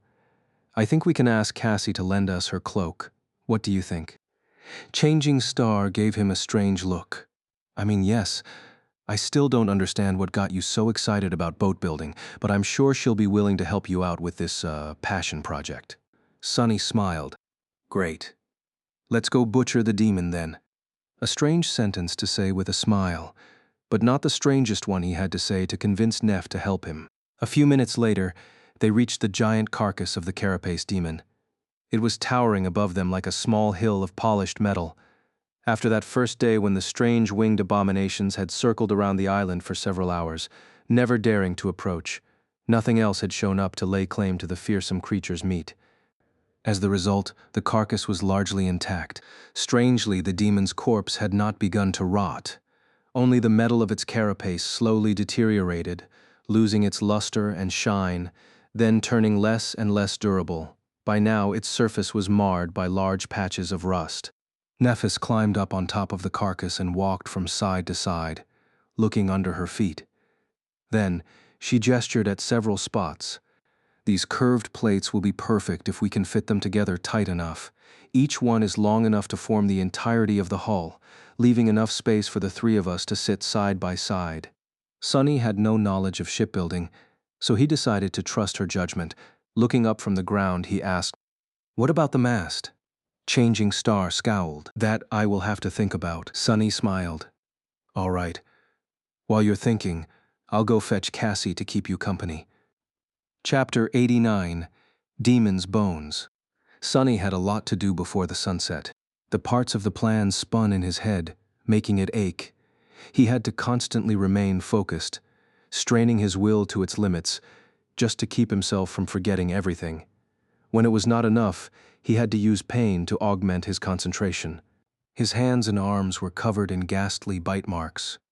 Without the blood weave, Sonny might have fainted from blood loss already. Still, with his pale face turning even whiter from exhaustion and feverish light burning in his eyes, he must have looked like a zombie. Luckily, Cassie couldn't see any of it. It didn't take much to convince her to join their strange endeavor. The blind girl's state was way worse than his or Neff's. She seemed to be barely holding on, her thoughts slow and meek. Sonny's heart was gripped with worry. Why is she affected so much more than us? Is it because we have true names, but she does not? Names were anchors of one's sense of self, after all. Could it be that true names served a similar role, only in matters having to do with the spell? He didn't know. Sonny guided Cassie to the carcass of the carapace demon. Nephis was already busy stripping plates of armor from its back.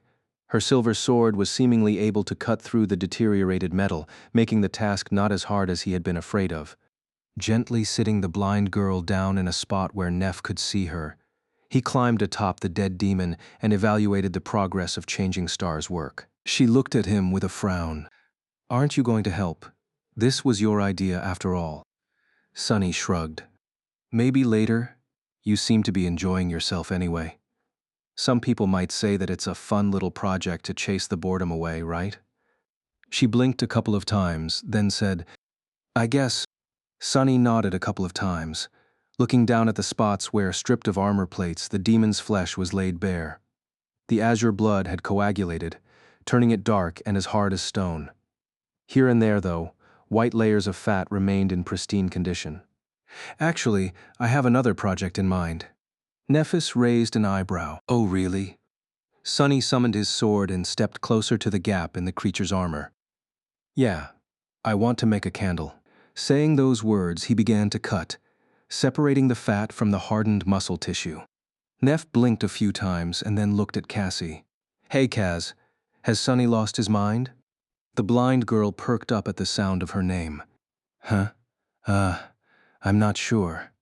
I think he's just bored." Sonny concentrated on his task, not paying them any attention. For a moment, he entertained the idea of cutting himself with the Midnight Shard's razor-sharp blade, but then dismissed it. Cutting through the puppeteer's shroud would have been really hard, and he couldn't dismiss the armor in front of the girls. Well, to be more precise, he didn't want to. With a sizable chunk of the demon's fat in his hands, Sonny jumped down from the carcass and landed on a pile of fallen leaves. Making a candle out of animal fat was not very hard. He just needed fire, water, and time. The wick could be made out of seaweed fibers. It was not going to be pretty, but he didn't care about aesthetics. Leaving Nephis and Cassie behind, Sonny rushed back to their camp. The sun was already high in the sky. He spent the rest of the day doing two things: watching over the process of making the candle and running around the island, gathering as much fallen leaves as he could. From time to time, he would catch a glimpse of Nephis working on the boat, sometimes instructing Cassie to help her with menial tasks. From what he could see, the boat was coming along nicely. Changing Star knew what she was doing. Of course, this was only possible because he had convinced her that this was just something he wanted to do for fun. The girls knew that Sunny was planning to use the boat to escape the Ashen Barrow. The effects of enthrallment would have kept erasing their memories of the task, making finishing it impossible. As it stood, Sunny was the only one who knew the true purpose of the boat. That's why he was forced to bear the full weight of Soul Tree's mind corruption alone. He felt as though he was about to drop dead of exhaustion. His head felt like it was filled with molten iron. His vision was starting to become blurry. But, stubbornly, Sunny refused to give up. No matter how tired he was, how much he wanted to let go and ease this suffering, returning to the bliss of not knowing, he kept his thoughts on one goal, and one goal only: escaping the clutches of the soul devourer. Finally, with the evening approaching, the boat was ready.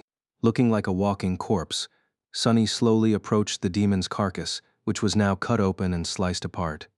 It was as though a mad vivisector had visited the island to perform an autopsy on the giant and forgot to sew the poor creature back up. Nephis looked at him with concern. "Sunny, are you all right?" Giving her a crooked smile, he shrugged. "I'm fine, comparatively." He did not specify what exactly he was comparing his current condition to. Turning his head, Sunny looked at the boat with dark satisfaction. It was not how he had imagined it.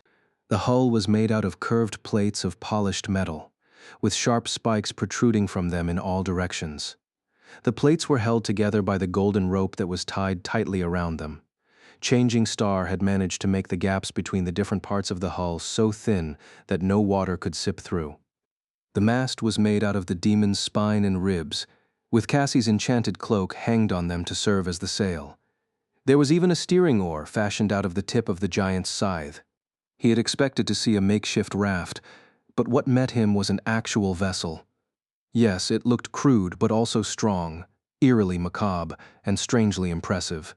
Sailing upon the cursed sea on a boat made of demon bones sound like the beginning of a legend, he thought, temporarily mesmerized by the ghastly visage of the carapace vessel. Nephis looked at him with a hint of satisfaction. Happy? Now what? Sunny gathered his thoughts. Now. As soon as he tried to think of what they had to do next, an invisible barrier appeared in his mind, blocking any attempt to continue that thought. Now no matter how hard he tried, Sunny couldn't quite remember what he wanted to do. With a scowl, he raised his hand and bit down on his mangled palm, feeling drops of blood flowing into his mouth. But even that pain did not help him destroy the barrier. Sunny smiled darkly and kneeled, placing his hand on the ground. Summoning the midnight shard, he raised his other hand and brought the pommel of the sword down without any hesitation.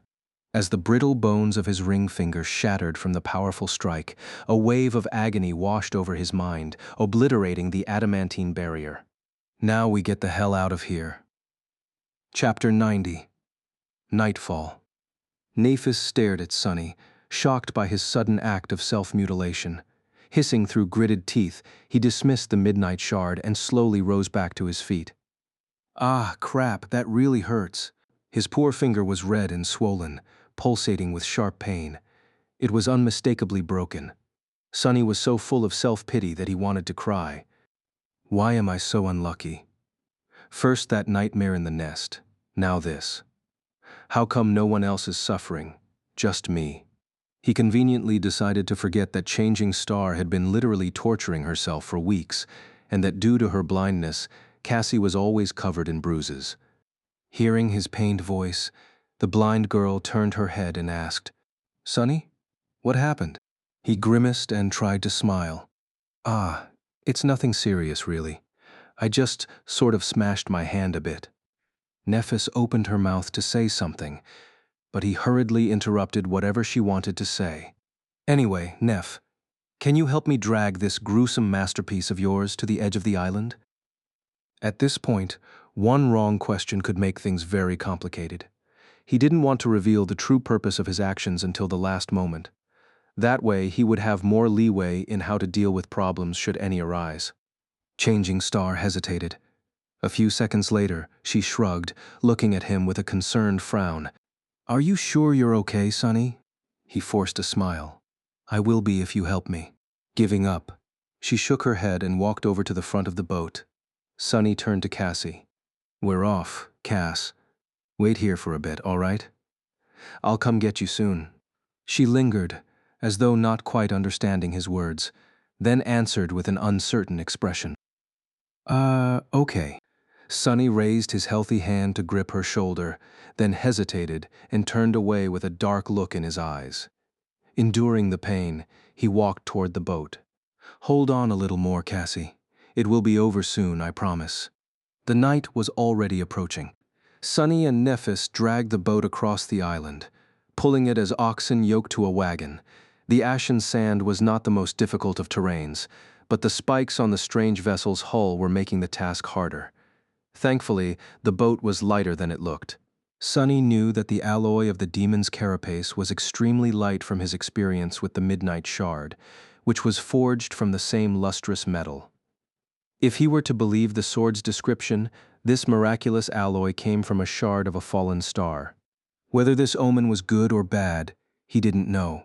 Soon, they heard a thundering rumble in the distance. It came from the direction of the colossal crater. The dark sea was awakening. Gritting his teeth, Sunny grabbed onto the golden rope that was coiled around his chest and pulled harder. "Come on, faster." The sun was just about to touch the horizon when they finally reached the edge of the island.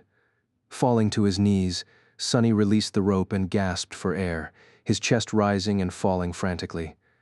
A wave of overwhelming exhaustion was drowning his senses, making it hard to stay awake. "Not yet, you can't let go yet." Nephis was silent, looking at him with a frown. For once, Sunny felt glad that she was weirdly taciturn by nature.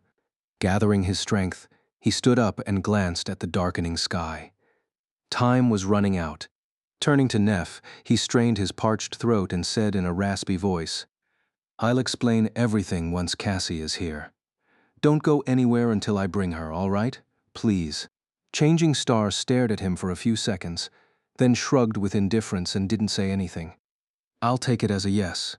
What else could he do? Cursing under his breath, Sunny turned around and hurried away. He had one last task to accomplish before returning for Cassie. Sometime later, he came back to the spot where he had left Cassie. The blind girl was still there, sitting some distance away from the carapace demon's carcass and idly staring into the ground. Hearing the sound of his approaching footsteps, she smiled weakly. "Sunny?" He walked over, tired to the bone, and said while trying to keep his tone casual, "Yeah, it's me." Cassie got distracted for a moment, then asked, "Do you have a fruit? I'm hungry." He flinched, then shook his head. "No. Listen, we need to." "I'm hungry. Do you have a fruit?" Sunny stopped, looking at the blind girl with a forlorn expression. She sounded like a broken doll, repeating the same phrase over and over. Her condition wasn't good. He licked his lips. "Come with me, and your hunger will disappear." This was the best misdirection he could come up with within the confines of his flaw. However, this time, he failed to achieve the desired effect.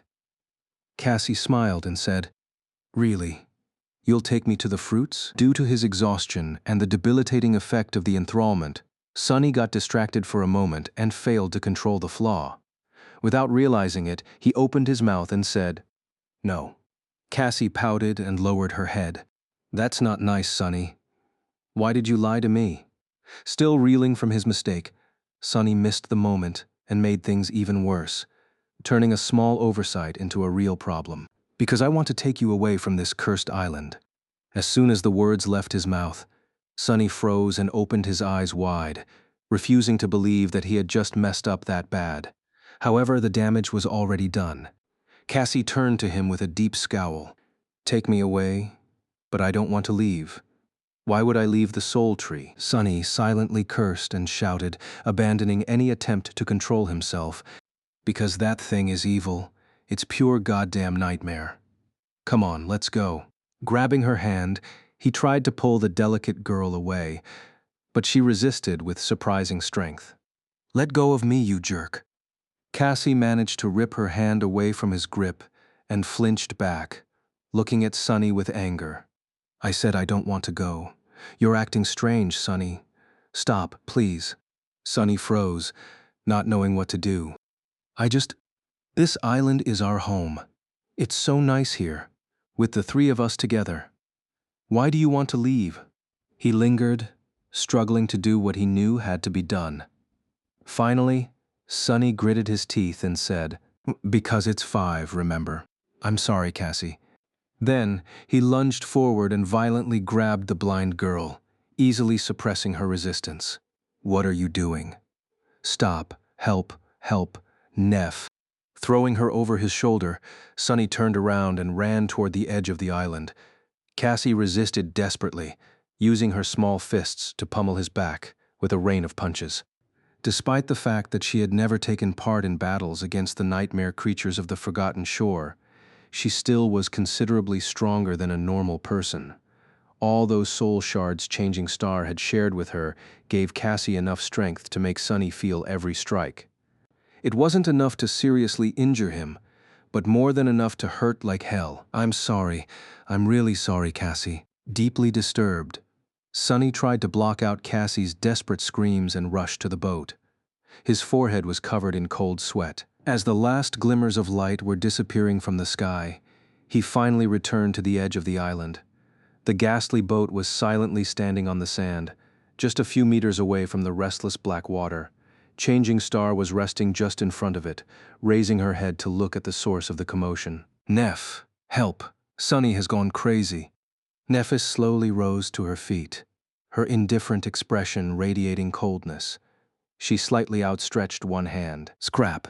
Wait, it's not." Before he could finish the sentence, the silver sword appeared out of thin air, aimed at the ground for now. "Explain yourself."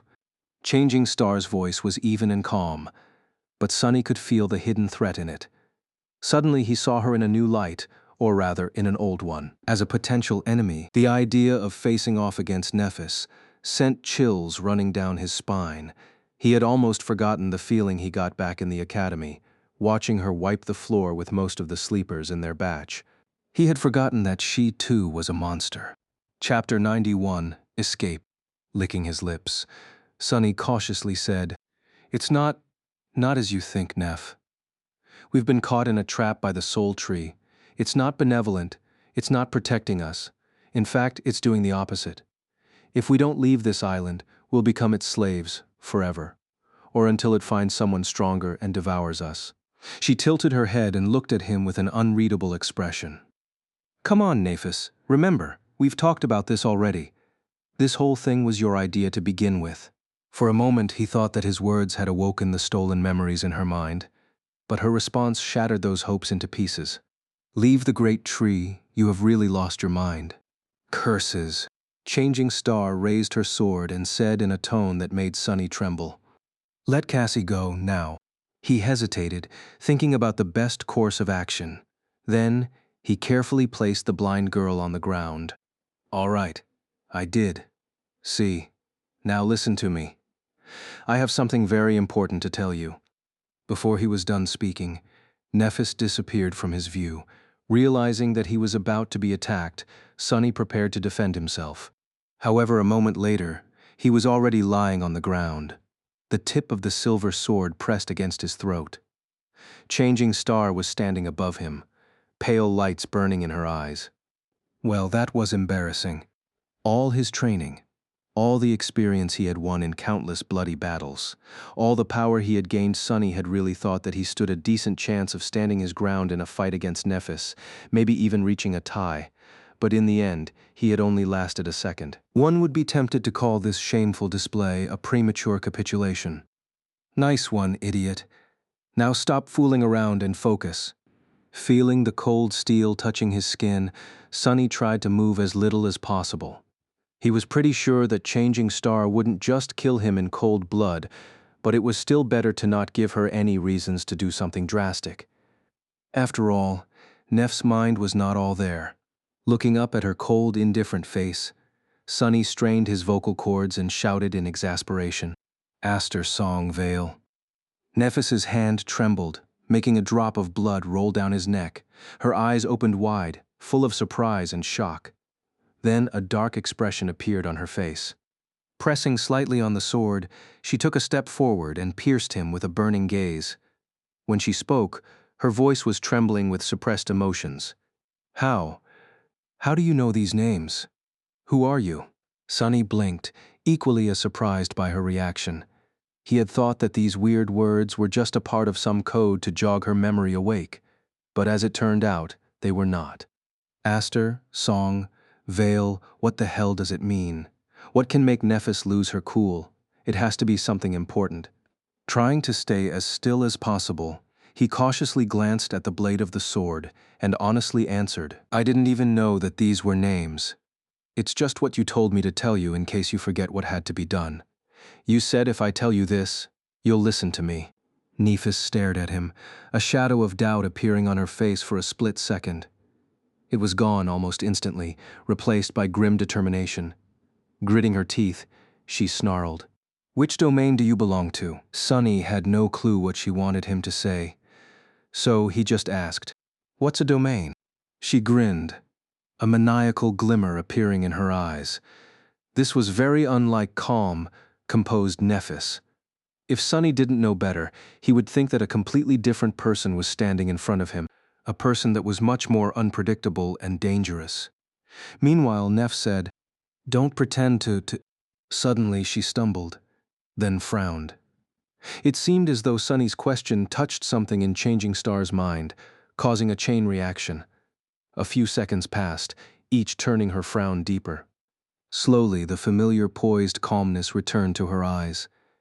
It didn't seem as though she had remembered everything, but, just as Nephis had promised, it seemed enough to make her listen to what Sunny had to say. He understood it from the fact that she had finally removed the tip of the sword from his throat. She even helped him stand up.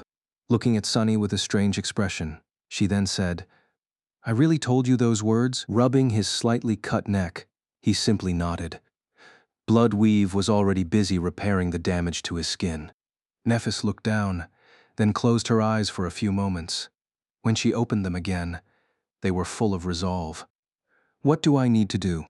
Sunny really wanted to ask her about the meaning of the 3 mysterious names, but decided against it. They had to hurry. Ask Cassie to summon her staff, then get her into the boat. Dismissing her sword, Changing Star glanced at him for the last time and walked toward her friend. Somehow, Nephis had managed to talk Cassie into following her and boarding the ghastly vessel. She probably had to lie about a lot of things, but Sunny didn't want to ask, afraid that his flaw would ruin everything. Once the girls were inside the boat, he wrapped his tired body into the shadow and put his hands on the metal hull. Every part of his body seemed to hurt in its own unique way. His mind was utterly exhausted. Come on, Sunny. One last push. With a crooked smile, he strained his muscles and pushed the boat toward black water. As the last light of dusk disappeared, submerging the world into absolute darkness, the boat built from the bones of a demon slipped from the ashen sand into the cold embrace of the dark sea. Following Sunny's instructions, Cassie aimed her staff and activated its enchantment, causing a strong gale to fill their modest sail. At first, the boat moved slowly, the mast creaking under pressure, but Changing Star's craftsmanship was meticulous and reliable. The demon's spine held, and little by little, the small vessel began to gain speed. Sunny sat at the stern, controlling the steering oar. In front of them, an endless expanse of black water stretched to the horizon, hiding indescribable horrors in its depths. Behind them, the terrifying soul-devouring tree was slowly growing smaller. Sunny stared at it, feeling a deep sense of regret grip his heart. He wished that he was powerful enough to destroy it. Leaving just like that, without exacting revenge on the ancient monster, filled him with anger. Well, at least he left it a present. Back at the Ashen Barrow, a candle was burning in a small alcove of stones that protected its flame from wind. Near the candle, a tall pile of dry, fallen leaves was towering over the alcove. It had taken Sunny a long time to gather that pile. He had scoured most of the island, hoping to make it as tall as possible. He had also mixed dry seaweed and the remaining fat of the carapace demon into the leaves. Some time later, the small candle was nearing the end of its life. Most of the wax had already melted, turning it even smaller. Just as the flame was about to go out, it ignited the leaves. After a few seconds, a massive, searing bonfire ignited in the middle of the island, illuminating the scarlet leaves of the evil tree. Almost instantly, the black waters surrounding the island surged with movement. Sunny was already too far away to see any of it. He didn't know if the creatures of the dark sea would be able to obliterate the soul devourer. He strongly doubted that the ancient fiend was that easy to destroy. However, with the carapace demon dead and the 3 humans meant to replace him gone, there was no one on the island to protect the gluttonous tree. Perhaps it would be seriously harmed at least. For now, it was the best he could do. Looking back in the direction of the ashen barrow, Sunny gritted his teeth and thought, "One day, I will become powerful enough to destroy that tree, these monsters, and anyone else who would dare to stand in my way. One day, I will become powerful enough to never be afraid again of anyone or anything. Instead, all of them will fear me." He didn't notice that, just as he was thinking these words, Cassie suddenly raised her head and turned in his direction. On her face, a dark expression appeared, soon erased by uncertainty and doubt. Chapter 92, Journey into the Night. In the absolute darkness, a small vessel was gliding on the black surface of a restless sea. Its mast, made of a demon's spine, was straining under the assault of the winds. In the eerie silence of this vast and lightless void, the swift boat cut through the waves like a blade. No sounds could be heard except for the creaking of bones and the crashing of water against its polished metal hull. Sunny sat at the oar, steering the carapace vessel. He was guiding them west, with no moon or stars to show them the path. It was hard to keep the boat on course, but there was a mark left in his mind by the cold and menacing shadow of the Crimson Spire. Using it as a compass, he was able to navigate the treacherous waters without losing his way. Black skies above, dark sea beneath. With nothing but a thin layer of steel separating them from the tenebrous abyss, they sailed through the night. Below them, countless horrors were hiding in the cursed depths. Several times, Sunny felt gargantuan shadows moving close to the small boat, attracted by the sound of its passing. Powerless to do anything, he had no choice but to tremble in silence, praying that the terrible creatures would turn away. So far, luck was on their side. Perhaps they were too small and feeble to satiate the hunger of these ancient leviathans. A few hours after the start of the voyage, Sunny felt that the constant pull on his mind had begun to wane. His thoughts were slowly becoming clearer, the haze of forgetfulness weakening with each minute. Soon, a ghostly sound of shattering glass resounded in his head. Instantly, the last remnants of the fog that was clouding his consciousness disappeared. He was free from the enthrallment of the soul devourer. Relieved, Sunny couldn't help but smile. However, his smile was weak and hesitant. With the effects of the mind hex gone, his usual sharpness had returned. It felt as though an invisible weight had been lifted, allowing his thoughts to finally flow unobstructed once again. Everything became clearer, as though the whole world suddenly came into focus. It was a wonderful feeling, but with it came a better understanding of how terrifying and precarious their current situation was.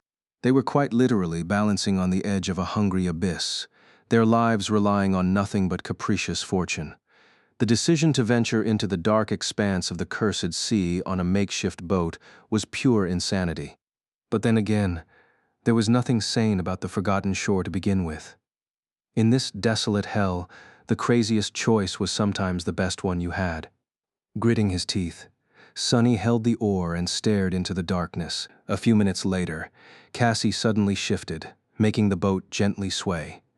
She handed the magical staff to Nephis and cautiously moved closer to Sunny, feeling her way through the darkness with her hands. Before Sunny could guess what was it that she wanted from him, he was suddenly caught in a tight embrace. The blind girl hid her face in his chest, hot tears streaming down her face. Sunny froze, stunned and having no idea what to do. He could feel Cassie's body pressed against him and shaking from crying, her hands tightly wrapped around his neck. While he was trying to comprehend the situation, she quietly whispered, "Thank you, thank you." Feeling extremely awkward, Sunny pretended to clear his throat. No need to thank me. If it wasn't for your warning, we would still be stuck on that island. So, we're even." Then, he raised his hand and awkwardly patted her on the back. Both of them were careful to keep their voices as quiet as possible, afraid that they will attract something from the black depths. Cassie silently cried for several minutes, then finally let go of him. Wiping her face, she pulled her body away and whispered, "I'm sorry." Her voice sounded a bit strange. Confused, Sonny raised his eyebrows. What is she apologizing for? I'm sorry too, for grabbing you back then. She smiled, and, wiping the last tear from her face, turned away to move back to the middle of the boat. Sonny was left alone once again, with nothing to do except for holding the steering oar. He let his thoughts wander. With his mind clear again, many things were worth revisiting. He had to distract himself from the eerie pressure of the endless dark emptiness somehow anyway. Despite the fact that their experience with the Soul Devourer was nothing short of harrowing, Sonny had somehow managed to end up considerably better off on the other end of it. His haul this time was truly unbelievable.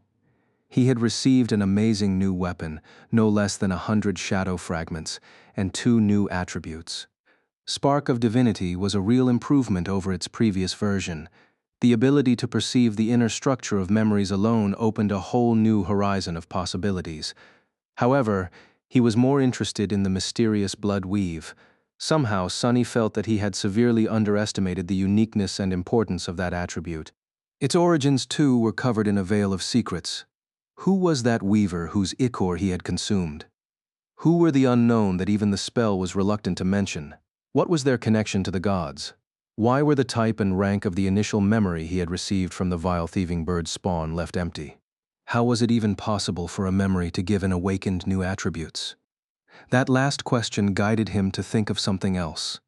Glancing up, he stared at Nephis and tried to recollect their conversation.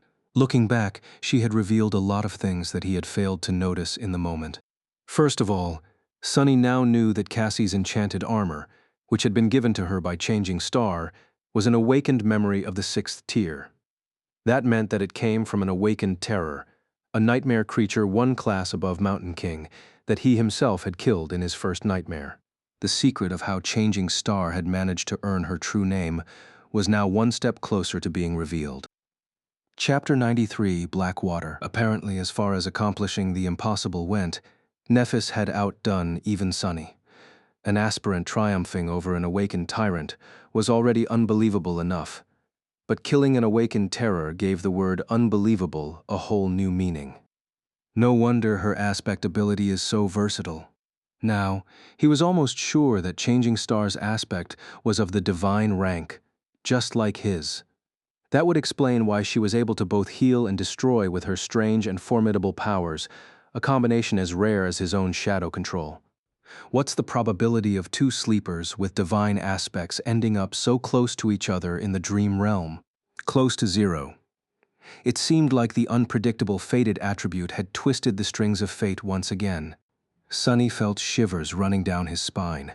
His innate attribute was capable of bringing both terrible curses and incredible blessings. At first glance, their meeting with Nephis seemed like the latter.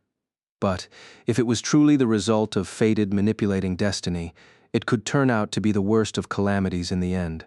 After all, one of the possible meanings of her true name was Star of Ruin. The fear he had felt in that short moment before crossing swords with Nephis was still fresh in Sonny's mind. And there were other things that she had revealed too.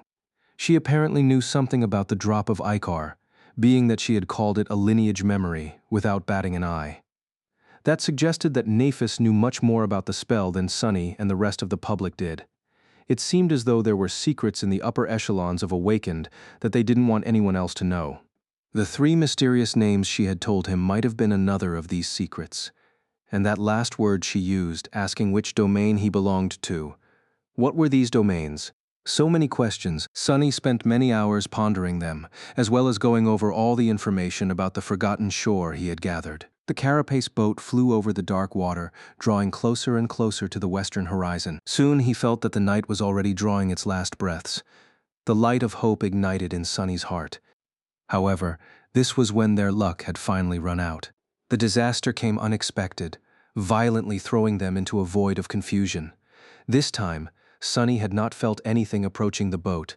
The danger simply appeared out of nowhere, leaving him no time to react. 1 second. The black waters were calm and clear. The next, They were boiling with movement, grotesque tentacles rising from them and wrapping themselves around the hull of the boat. Sonny tried to jump to his feet, but at that moment the whole vessel was violently jerked to the side. Falling, he heard the moans of metal being bent and torn apart. Then, salty water filled his mouth. Rising, he caught a glimpse of Nephis standing at the bow of the boat, her silver sword lashing out at the approaching tentacle. However, blinded by darkness, she failed to notice a different threat. Another tentacle twisted and coiled around her body. Then, without even a scream, she was gone, dragged into the dark depths with no hope to return. All that remained was a long blade stuck helplessly in the bulbous flesh of the massive tentacle. Sonny's eyes widened in disbelief. No, this can't be happening. The hull of the carapace vessel was then crushed and torn into pieces, throwing him into the cold, black water. For a moment, Sonny was stunned by the coldness. Then, wrapping the shadow around his body, he swam up, trying to reach the surface. Soon he succeeded and spun, trying to see anything to give him hope. But there was nothing around, only undulating waves and twisting tentacles. Except for, far in the distance, Sonny noticed an unclear shape rising above the water. He strained his eyes, trying to discern its nature.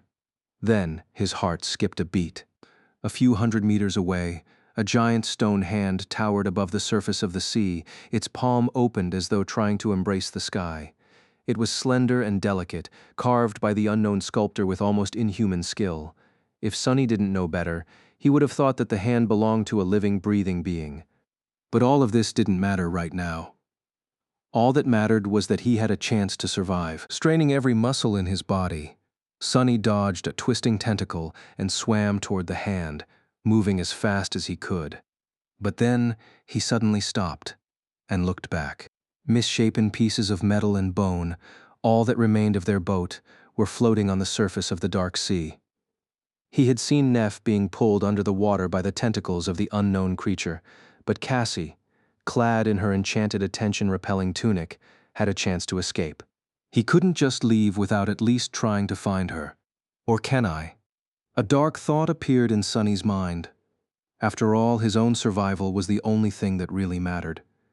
Everything else was just a distraction. Why don't you think about yourself for a second? Are you really going to risk your precious life on the off chance that this helpless girl is still alive? He hesitated. Admit it, she is nothing but a burden.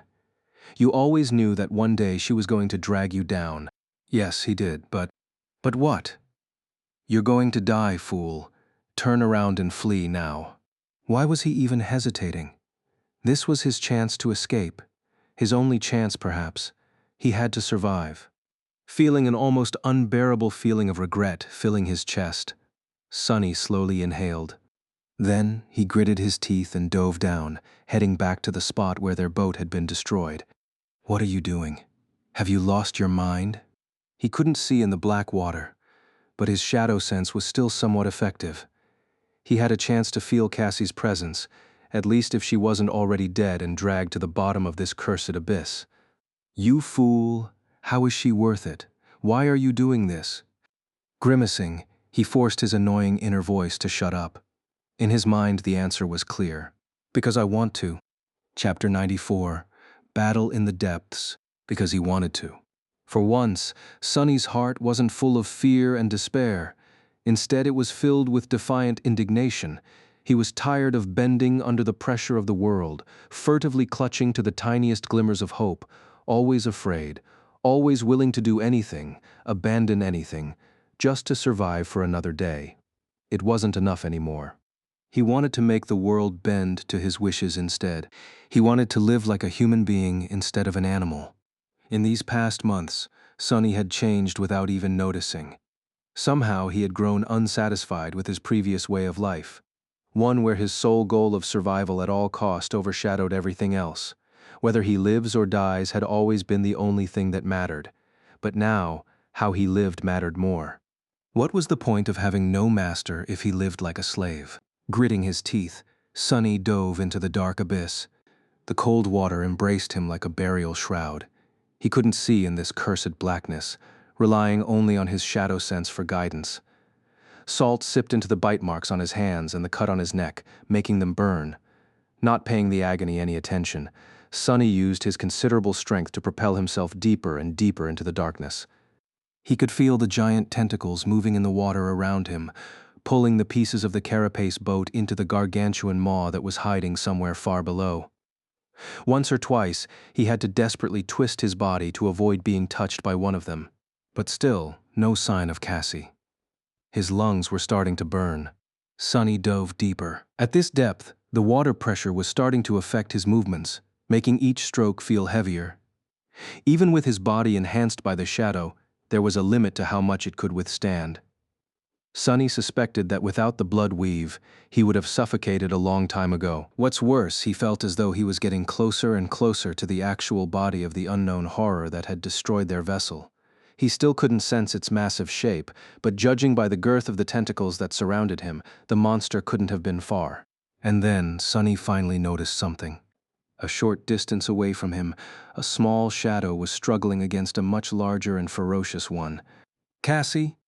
Gathering all his strength, Sonny swam toward the blind girl with as much speed as he could muster. As he drew near, he could discern the details of what was happening. Cassie was being pulled down, a smaller tentacle coiled around her body. She was still struggling, trying to get free, but her movements were growing weaker with each second. She was suffocating. Filled with fury, Sonny propelled himself forward and grabbed onto the tentacle, feeling slippery flesh throbbing in his grip. If he had any choice, he would have avoided touching that thing at all costs. But fighting underwater was tricky. If he wanted to deliver any sort of a powerful blow, he had to find some form of support first. Summoning the midnight shard, Sonny strained every muscle in his body and slashed across the tentacle, right below the point where it was coiled around Cassie's lower torso. He knew that he wouldn't be able to do any serious harm with that strike, which was slowed down to a crawl by the burdensome resistance of the black water. However, his amazing sword was still sharp enough to cut into the fleshy tentacle, causing a cloud of dark blood to gush out of the wound. The tentacle furiously twitched and shot sideways, as though trying to shake the attacker off. Flying through the darkness, Sonny held on for dear life and moved his blade upward, slicing the spongy flesh apart. He never hoped to chop the tentacle off with one strike. No amount of strength would have allowed that to happen. Luckily, swords were able to pierce, slash, and cut. Pushing the blade, Sonny cut deep into the tentacle. When the Tsuba was about to touch the wound, he changed his grip and pulled the tachi down. The monster's flesh spread apart under the razor-sharp blade, barely offering any resistance. A torrent of blood surged out, and with the last push, the tentacle was completely severed. Sonny was finally able to turn his attention to Cassie to see how she was doing. What he sensed made him scowl. The blind girl was barely conscious. He needed to get her to the surface as fast as possible, pushing away the twitching remains of the tentacle. Sonny dismissed his sword and grabbed Cassie across the torso, feeling how cold her skin was through the thin fabric of her tunic. Weakly, she tried to resist, not realizing that it was him and not the monster. Pressing the blind girl to his chest, Sonny turned his head up and felt a wave of desperation crashing against the walls of his mind. His lungs were in agony, no air whatsoever left in them. His body was slowly losing its strength, full of terrible pain and thirsting for a breath of fresh air with maddening intensity. Even if he could see anything, at this point his vision would have begun to darken. And they were so far away from the surface. What's worse, the horror of the depths was now alerted to his location. Countless tentacles were already moving, surrounding them in an impenetrable barrier of flesh. A second or two later, they would be crushed to death in the devastating embrace of the sea monster. Sonny didn't know how to save them, but he wasn't going to give up no matter what. Making an arduous stroke with his one free hand, he held tightly onto Cassie and swam up. The tentacles were approaching, blocking all paths of escape. Sonny gritted his teeth and, in the next moment, the water around them suddenly turned pure white. An incandescent radiance filled a vast expanse of the cursed sea, obliterating any sign of darkness. The explosion of light was so intense that it pierced through Sonny's eyelids and hurt his eyes. It was as though a miniature sun had ignited somewhere far below them, turning the endless black abyss into a pristine white void. Tidal currents of radiant water surged tumultuously, throwing the world into disarray. The gargantuan tentacles convulsed and writhed madly, as though in the throes of unbearable pain. The unbreakable barrier of flesh fell apart. Sonny wasn't about to let this chance go. Straining his suffocating body, he swam to the surface, dodging the writhing tentacles. With the furious white sun burning in the depths below, he could see their shapes clearly. Moving faster and faster, he propelled himself up with everything he had left. Sonny knew that surfacing that fast was dangerous, but there was no other choice. Both Cassie and himself did not have a lot of life left in them. They needed air. Although it seemed like an eternity, the white radiance began to dim just a few moments later. But it didn't matter. Sonny was already past the barrier of tentacles, swimming up with desperate speed. He was afraid that they wouldn't make it. His consciousness was already beginning to wane, slowly slipping into the cold clutches of empty nothingness. Even knowing that there was nothing but water around, he was still overwhelmed by the suicidal desire to open his mouth and inhale as deeply as he could. His muscles were spasming, devoid of oxygen for too long. And then, finally, Sonny's head broke the surface. Blinded by pain, he drew in a gasping breath and coughed uncontrollably. Held tightly in his arms, Cassie was doing the same. Her chest was ruggedly moving up and down, sucking in the sweet ambrosia of air. Sonny never knew how precious it was before, not even while being slowly poisoned by the harmful, polluted air of the outskirts. They made it. Trying to compose himself, Sonny looked around. The last remnants of the white radiance were long gone, erased as if they had never existed. The world was once again consumed by absolute darkness. However, far away in the east, the first light of dawn was about to shine from beyond the horizon. Catching the glimpse of the giant stone hand, Sonny gripped Cassie's shoulders and swam in that direction. Chapter 95, Starlight. Sonny felt that he was at the end of his rope. He had put himself through too much abuse during these last few days. Now, it was hard to even remember when was the last time he had slept.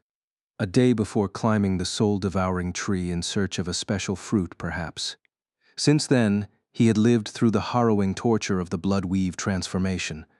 Spent countless hours on the verge of mental collapse to resist the effects of the enthrallment, mangled his hands to stay lucid, guided the boat through the terrors of the dark sea in absolute darkness, saw it being destroyed by the horrid dweller of the deep, and gave battle to that monster in the cold black depths, almost drowning as the result. His body and mind were on the brink of shutting off. Despite that, Sonny stubbornly continued to swim, bringing himself and Cassie closer and closer to the giant stone hand that was rising from the water, as though trying to embrace the skies.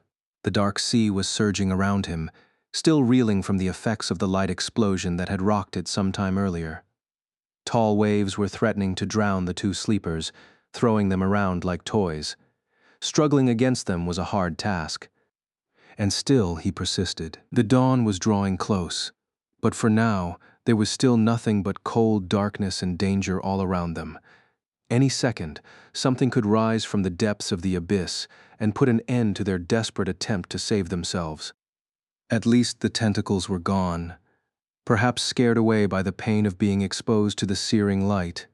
By some miracle, Sonny eventually managed to reach the stone hand. Hoisting Cassie up, he helped her climb on the dark rocks and followed closely behind. Soon they reached the open palm of the hand and crawled to its center, then fell down, utterly spent and exhausted. For a long time, neither of them was able to talk. All Sonny could do was lay motionless, draw in raspy breaths, and try to stay awake. His mind was empty of thoughts. That was fine, because he didn't want to think.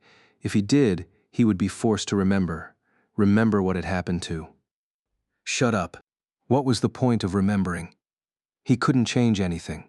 The sound of the black water crashing against the base of the giant hand reminded him that the night was still not over. Opening his eyes, Sonny tried to understand their current circumstances. Their shelter was slightly raised above the waves, the base of the giant thumb almost touching the surface of the dark sea.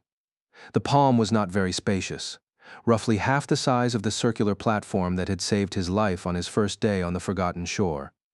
It was angled upward, creating a slight slope. The fingers were higher above waves and wide enough to accommodate a person, but they were bent upward toward the sky, making them less suitable to serve as a refuge. We need to get further away from the water. With that thought, Sonny tiredly stood up and bent down to touch Cassie's shoulder. Cassie, stand up. We have to move higher. His voice sounded hollow and brittle. The blind girl flinched and raised her head, her skin deathly pale. Sonny? He nodded. Yeah, it's me. She was still in shock. Sonny could see that Cassie's mind was not all there yet, so he gently pulled her to her feet. Come on, let's go. It's just a few meters. She lingered. What happened? I heard a sound, and then something was pulling me down. He gritted his teeth and tried to keep his tone even. We were attacked by a sea monster. The boat was destroyed. I dove down and managed to find you, then swam to this pile of stones. It's not very high above the water, so... Cassie wavered. Where's? Sonny hurried to interrupt her, unwilling to answer the next question. Come, follow me. We can rest when we're higher. Gently guiding the blind girl, Sonny climbed to the base of the giant hand's index finger, which was the highest point they could reach without climbing the fingers themselves. Sitting down on the cold stone, he rested his back against the giant phalanx and stared at the restless surface of the dark sea. His eyes were cold and empty. Cassie was silent by his side. Her pale face was contorted, as though she simultaneously wanted to ask the question and dreaded the answer. Finally, gathering her courage, the blind girl whispered, her trembling voice barely audible. Sonny, where is Neff? He stayed silent, not willing to speak the words out loud. Stupidly, he felt that if he spoke them, they would become the truth. But if he didn't, there was still a possibility that they were a lie.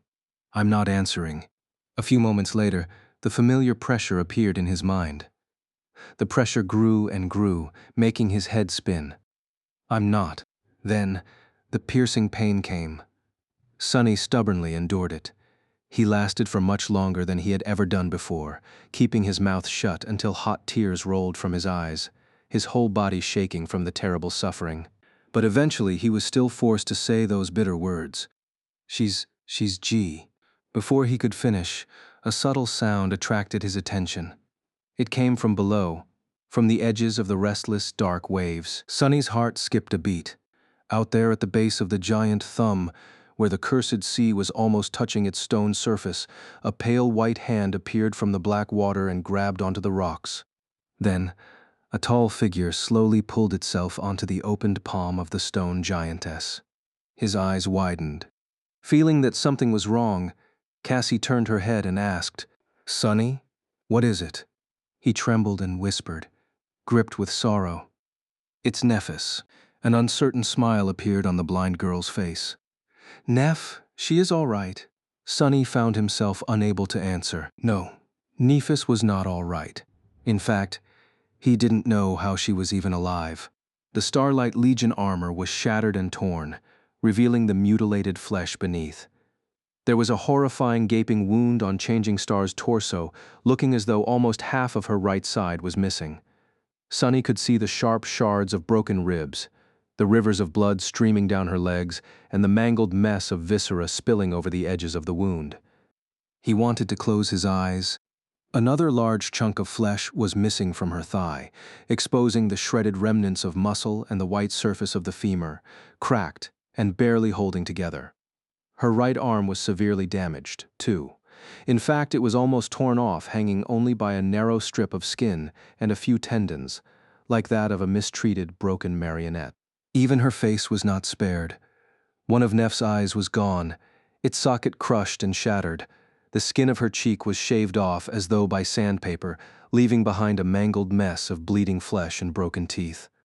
The sight of her was harrowing and heartbreaking.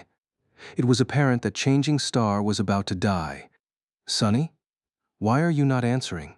He glanced at Cassie and bit his lip, trying once again to suppress the answer that was fighting its way out.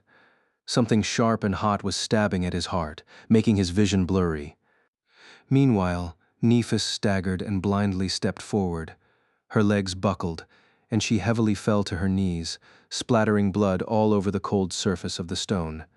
A terrible moan escaped from her lips as her cracked femur finally shattered, bone piercing through muscle and skin.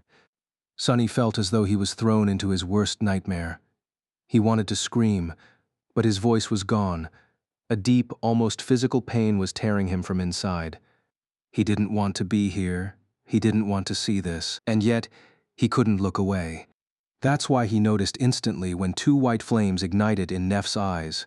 The radiance grew brighter and brighter, spilling from her eyes, her mouth, the gaping wounds in her body.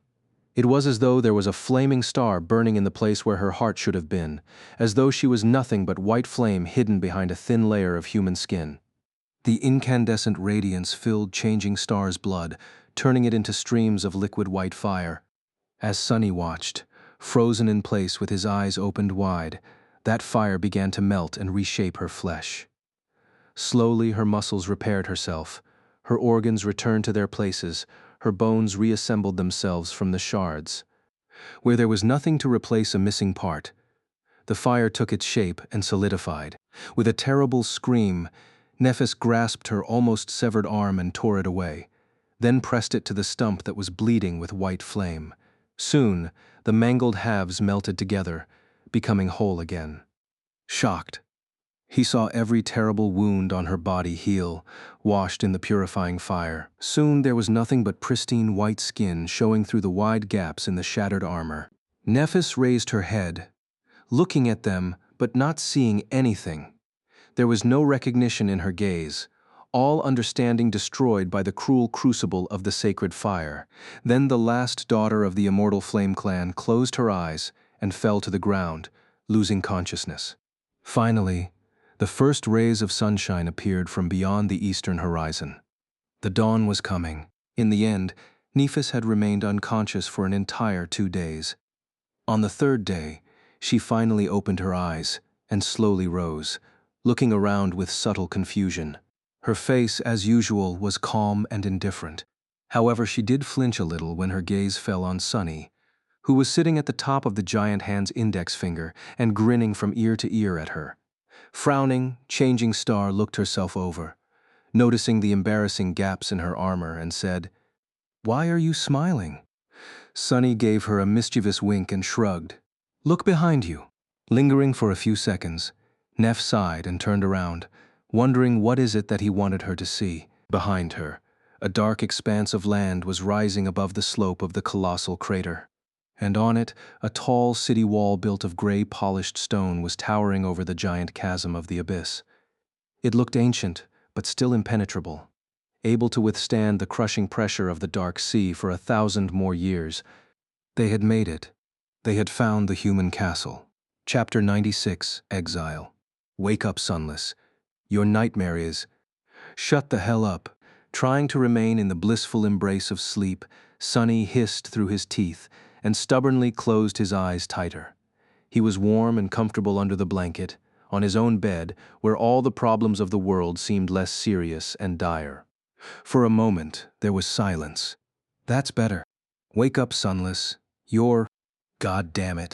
Thrusting one arm from under the blanket, Sonny summoned one of his memories. Immediately, a triangular leaf-shaped throwing dagger appeared in his hand, only to be thrown blindly at the source of the irritating voice. Missing its mark, the kunai clinked against the stone wall and fell to the floor. However, the voice did fall silent. Sonny sighed. It was already too late. He was awake. Far in the distance, the waves were starting to crash against the city wall. The night was coming, so it was time to get up. Opening his eyes, Sonny sat up and looked around. His room was beautiful and spacious. The stone walls were engraved with intricate patterns, creating an atmosphere of sanctity and elegance. The furniture was made out of pale, polished wood, with several mismatched pieces that Sonny had scavenged from different places himself. The room had no windows, however. There were light wells cunningly hidden here and there. Sadly, the ingenious system of mirrors that was supposed to bathe the hidden chamber in sunlight was long destroyed, leaving only darkness inside. Sonny didn't mind. In fact, this was one of the features of his secret lair that he enjoyed the most. Darkness was his best friend. Yawning, he stood up and rubbed his face to chase away the last remnants of sleep. His long, dirty hair was getting in the way, so he moved it back. Let's make some breakfast. But first things first. Sonny moved his hand, pulling on the invisible string that connected his wrist to the ring-shaped pommel of the kunai. The throwing dagger jumped into the air and landed on his palm. This was a trick that had taken Sonny quite some time to master. In the beginning, he almost lost a couple of fingers while trying to learn how to control the flying blade. Walking over to a wall empty of engravings, he used the kunai to scratch a small line into the stone. All around it there were dozens and dozens of similar lines, grouped neatly into sets of 5. It had already been 4 months since Sonny came to this loathsome, God-forsaken city. Many things had happened during that time. Cassie's vision turned out to be true. Far in the west, they indeed found a vast, ruined city surrounded by tall walls, with monsters wandering its narrow streets, and in the center of the city, there was a hill with a magnificent castle standing on its top. Miraculously, the castle was full of people. However, they weren't awakened, as the 3 of them had hoped. Instead, they were, each and every one of them, mere sleepers. Because they were no gateway in the castle. Hundreds of humans, those who had managed to survive the lethal hellscape of the Forgotten Shore due to their strength or luck, were stuck there with no hope of ever returning to the real world. It was nothing but a graveyard of hope. Remembering his first days in the castle, Sonny couldn't help but laugh out loud. Oh, what a fool he had been, so full of hope and newfound faith in humanity. Where's that faith now, huh? Laughing hysterically, he bent over and slapped his knees. Oh, that's funny. Good one, Sonny. What do you think about that, buddy? The shadow didn't respond, staring at him with reproach. Its silence only made Sonny laugh louder. He just couldn't stop. To be honest, he had gone a little bit insane some time ago. Probably around his 3rd week of living alone in the city, he was more or less all right after leaving the castle due to that unfortunate falling out with Well. It didn't matter. The point was that on his 3rd week, that damn bastard of a knight had almost disemboweled him, leaving Sonny no choice but to crawl away while using his own 2 hands to stop his intestines from falling out. After finding his way to a secluded ditch and lying there for a few days, too weak to move and simply waiting to die, with not a soul around to help him, Sonny wasn't quite the same. Good times. Anyway, he survived. Dismissing the kunai, Sonny walked over to a table that he had scavenged from the ruins of a library and glanced at the gray rock that was lying in its center. No matter how you looked at it, it was just an ordinary rock. However, as soon as Sonny's gaze fell on it, the rock spoke. "Wake up, Sunless, your nightmare is over." That rock was in fact one of his most valuable memories. In all ways except for one, it was indeed just a rock, which was already useful enough. There were a lot of things that someone as devious as Sonny could accomplish with the help of a rock. However, this particular rock was also capable of parroting different sounds, which made it simply priceless. Right now, it was parroting Sonny's own voice. "Wake up, you vile thing." Struggling with the irrational desire to turn the parrot rock into dust, Sonny dismissed it and removed a piece of cloth from the table. Beneath it, a few strips of monster meat lay on a silver platter. He had hunted this monster himself, which was not an easy task in these parts. In fact, as far as Sonny knew, he was one of the very few people capable of hunting in the city alone. The reason for this was that most of the nightmare creatures populating it were of the fallen rank, with only a handful of weaker ones hiding here and there. No one was crazy enough to hunt the fallen monsters. Instead, large hunting parties used experienced guides to avoid these powerful creatures while searching for easier prey. But to Sonny, singling out stray awakened monsters were comparatively easy. He hunted at night, using deep shadows to make himself nothing short of invisible. If he didn't want to fight a fallen abomination, he didn't have to. Most of the time, in any case, he never went hungry. Sonny grinned and said in a deeply satisfied tone, "Ah, life is good." Chapter 97, Hunter's Dream. Life, indeed, was good. In fact, Sonny would even go so far as to say that, currently, it was wonderful. One would expect that being stuck in a cursed city located in the middle of an actual hell, surrounded by nothing but ruins and horrifying monsters, was not really the best way to live your life. But to him, this was somewhat of a paradise. To his surprise, Sonny had found out that this type of existence suited him pretty well. He had no obligations, no need to worry about the future, and most importantly, was not required to interact with other humans. Humans always made things hard and complicated. He was sick of them. Being on your own was much better. He didn't have to pretend to be someone else, force himself to behave differently from how he wanted to, and strain his mind trying to understand people's convoluted feelings. For the first time in his life, Sonny could simply be himself. Turns out his true self was very easy to please. He had no shortage of interesting things to do, explore, and kill. His life was very entertaining and comfortable, all things considered. It was at least way better than his pathetic existence in the outskirts, back in the real world. The key to this harmonious feeling was very simple. It was to have no hope. Sonny discovered that hope was the true enemy of peace. It was the most vile and poisonous thing in the universe. If there was even a glimmer of hope to return home, he would have been desperate, full of anxiety, and probably in the middle of some insane disaster right now, like he had always been before. But without hope, things were simple and pleasant. He really couldn't wish for more. Keep telling yourself this crap. You might really believe it. Sonny grinned. What is there to believe? It's the truth. The shadow silently shook its head, long accustomed to his crazy tirades. Lately, Sonny had been talking with himself a lot, having long arguments that sometimes descended into screaming matches. It was a good way to pass the time. A bit later, he emerged from his secret chamber. Sonny's lair was situated in the upper part of a ruined cathedral, the entrance hidden behind a tall statue of some unknown goddess. There was a small balcony that allowed him to observe the grand hall of the temple over the goddess's shoulder, concealed from sight by the strands of her stone hair. The balcony was really high above the floor, making it impossible for any creature to climb on it by accident. Falling down would certainly kill a normal human. Sonny had discovered the hidden room while spying on the bastard that had gutted him. He had entered the cathedral through the hole in its roof and landed on one of the wide support beams, then walked across and accidentally noticed the small balcony. That's how he and the bastard had become neighbors. The bastard was, in fact, the guardian of this place. He patrolled the grand hall, killing anyone who dared to come inside. Sonny saw plenty of powerful nightmare creatures fall to his sword, cleaved apart without much effort. Of course, the bastard was a nightmare creature of considerable power himself. Sonny was pretty sure that he was at least a devil. Sharing the cathedral with a devil was very convenient. Sonny could sleep easy knowing that no monster would be able to reach the inner sanctum alive. Of course, he had to be careful to never be seen by his murderous roommate. On the upside, he could observe the devil as much as he wanted, waiting for a chance to exact his revenge. Sonny was hell-bent on killing the damn knight.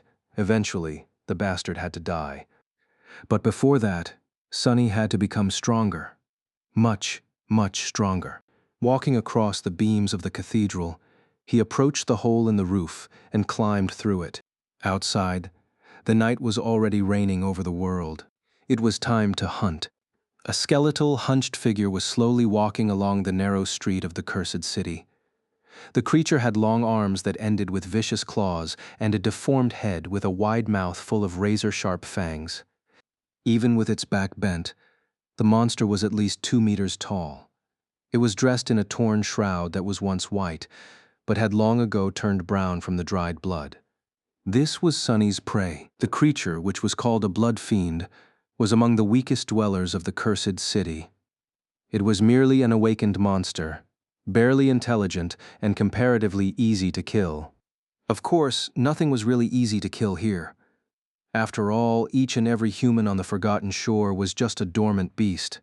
Despite the fact that they shared the same rank and class, blood fiends were less formidable than carapace centurions in terms of strength and speed. However, that was only until they smelled blood, which sent them into a murderous frenzy. In that state, these fiends were a true menace.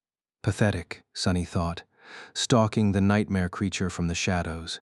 He had killed a few of these monsters in the past and had a great time each time, well, except for this one encounter, where he had accidentally scratched himself on a sharp stone. That was not fun at all. Time to die, you ugly freak. The blood fiend was just about to turn the corner when a sudden sound attracted his attention. With unnatural speed, the monster turned around and fell on all fours, his sensitive ears picking up the slightest rustle. Then, he took a few careful steps forward and stopped at a certain spot. In front of the fiend, an ordinary-looking rock was lying on the ground. A second later, the rock suddenly spoke. "Behind you," it said politely. The creature froze for a moment, then turned around with lightning-fast speed. Something whistled in the air, and the upper part of the blood fiend's body separated from the lower.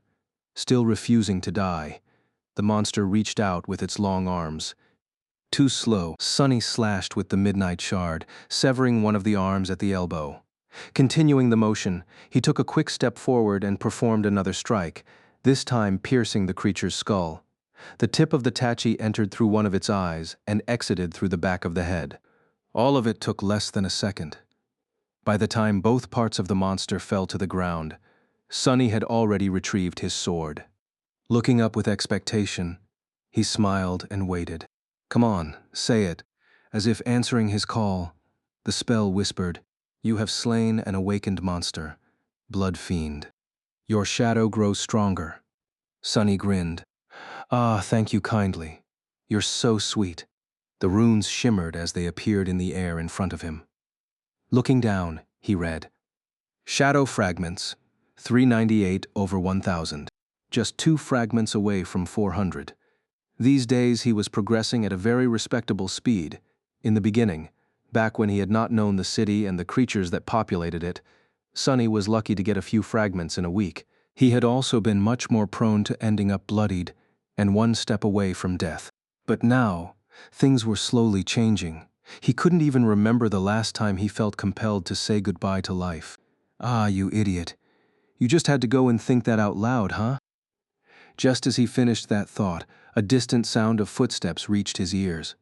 Chapter 98, Uninvited Guests. Sonny looked grimly at the corpse of the blood fiend, then in the direction of the approaching footsteps. Who was crazy enough to remain in this cursed city during the night? Only a complete lunatic would do something that stupid.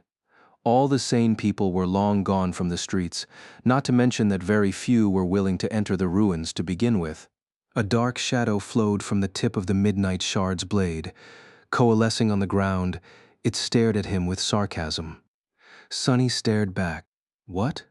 The shadow shook its head and didn't answer, forcing him to turn away with a confused shrug. "Whatever. Ah, it seems we have guests. What to do? What to do? The place is a mess." Looking around, Sonny sighed, glanced at the corpse of the monster once again, and summoned the kunai. The smart thing to do was to run away. Who knew what exactly was producing those footsteps? Maybe it was a group of people, maybe it was a nightmare creature with a lot of feet. It was better not to find out. But he wasn't done with the hunt yet. He still had to get his trophies. "Go take a look." Sending the shadow away, Sonny kneeled and began to cut the tough flesh of the dead creature. Without the enhancing effect of the shadow, slicing the blood fiend apart was not as easy.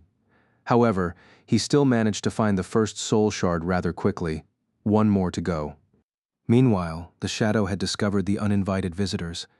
6 humans were cautiously walking along the narrow path in the stone ruins, lighting their way with a ghostly blue lantern. They were all rugged men, wearing mismatched suits of armor and armed to the teeth. Their eyes were cold and hard. Sonny raised his eyebrows. My, oh my, they really are people. What is a bunch of Gunlag's thugs doing outside the castle walls in the middle of the night? Gunlag was the owner of the castle and the self-proclaimed king of this odious place. Every sleeper on the Forgotten Shore was forced to either serve him or pay him tribute. Even still, the latter usually didn't live long. Dismissing the Midnight Shard and the Parrot Rock, Sonny concentrated on searching for the second soul shard. He wanted to be gone from the street before these gentlemen arrived. But the circle of blue light was approaching too fast. Finally catching a glimpse of the glowing crystal, Sonny grabbed it and hurriedly hid it in his armor. Then he dropped the kunai on the ground and took several steps back. But it was too late. They had already seen him. "Be careful. There's a monster." As Sonny was backing away, several weapons were aimed in his direction.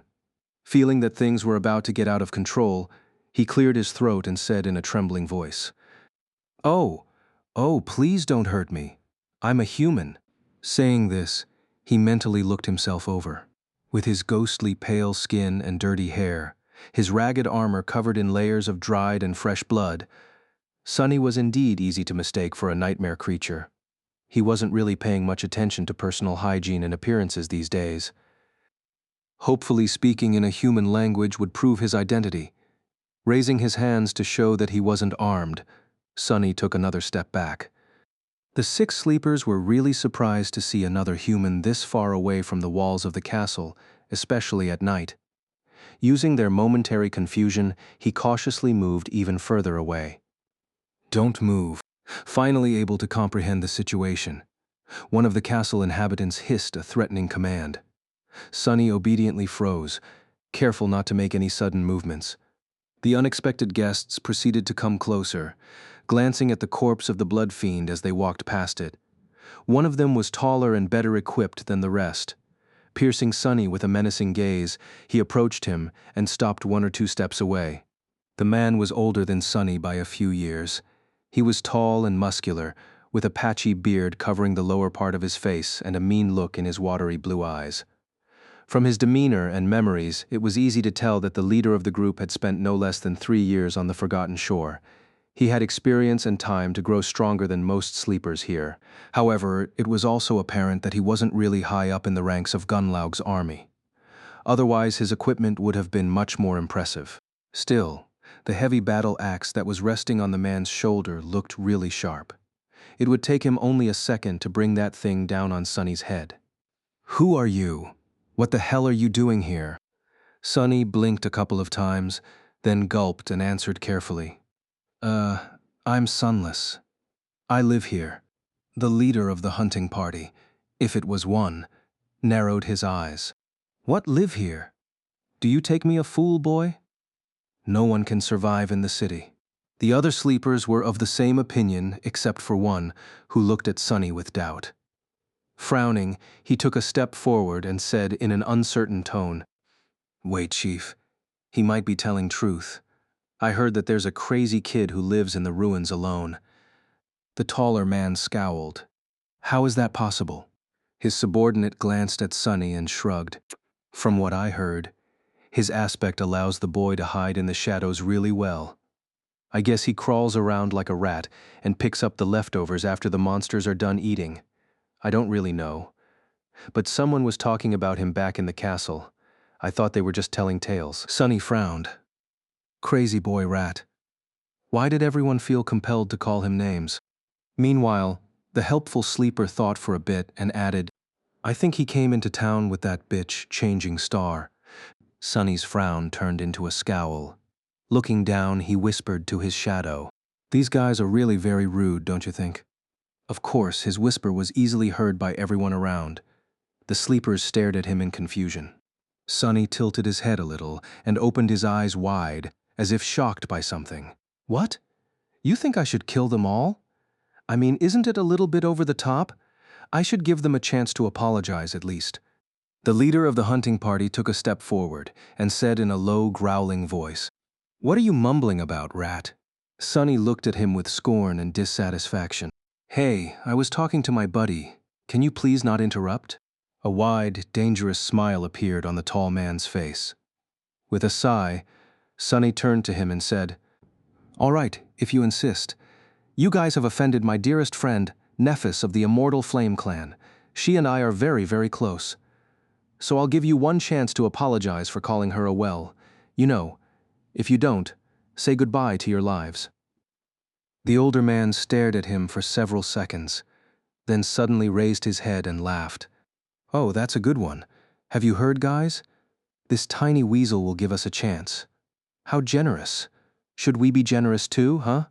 What do you say?" The boy is sick in the head, after all.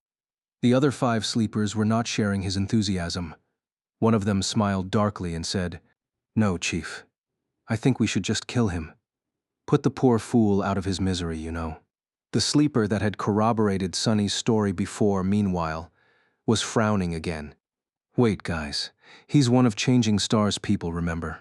The original group, I mean. They had survived 2 entire months in the labyrinth on their own. We shouldn't underestimate the... However, the leader interrupted him with a contemptuous scoff. I heard that Saint Nephis carried 2 useless sacks of shit on her back all the way to the castle. The bitch is fond of taking care of weaklings, right? That delicious little friend of hers is blind. For God's sake. I'm sure that this one is no better. Then he turned to Sonny and grinned. I tell you what, rat. Give us all your memories, and we'll be generous enough to let you live. If an awakened died, their memories disappeared with them. The only way to get the memories was to make the owner transfer them of their own free will. However, whether or not that will was affected by coercion or torture didn't really matter. At least not to people like these. Sonny blinked. So you're not going to apologize? The tall man grinned. I think not. Sonny sighed. Oh well, so you want my memories, eh? I have a few. Let me think, how about this one? Lowering one hand, he summoned the parrot rock.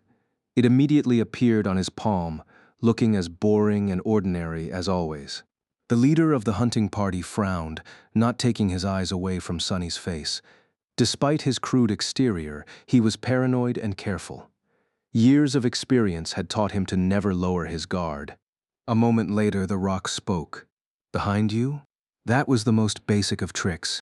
The tall man grinned, still looking Sonny in the eyes.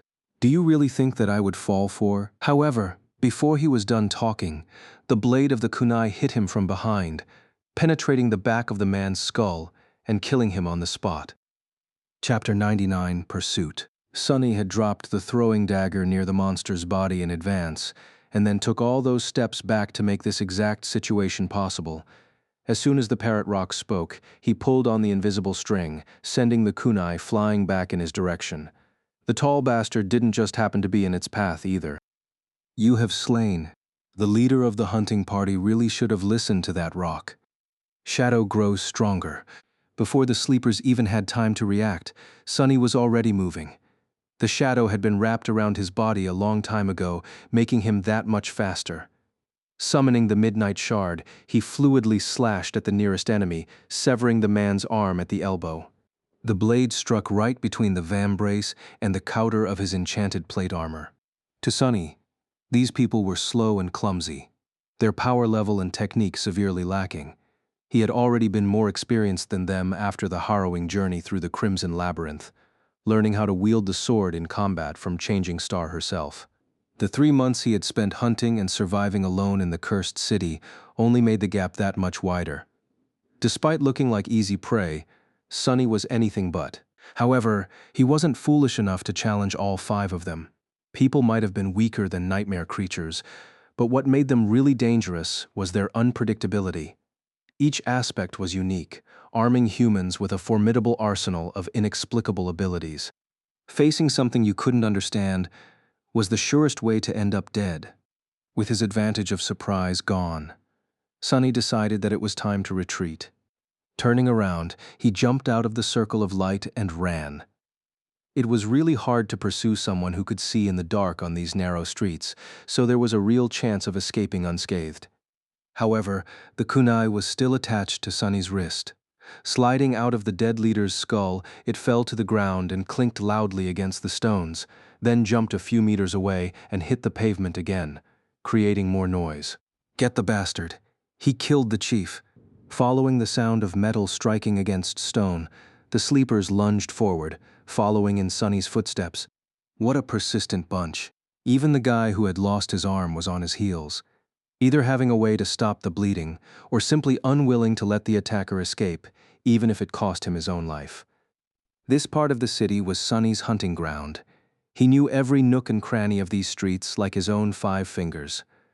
Honestly, he was unsure what these guys were even thinking.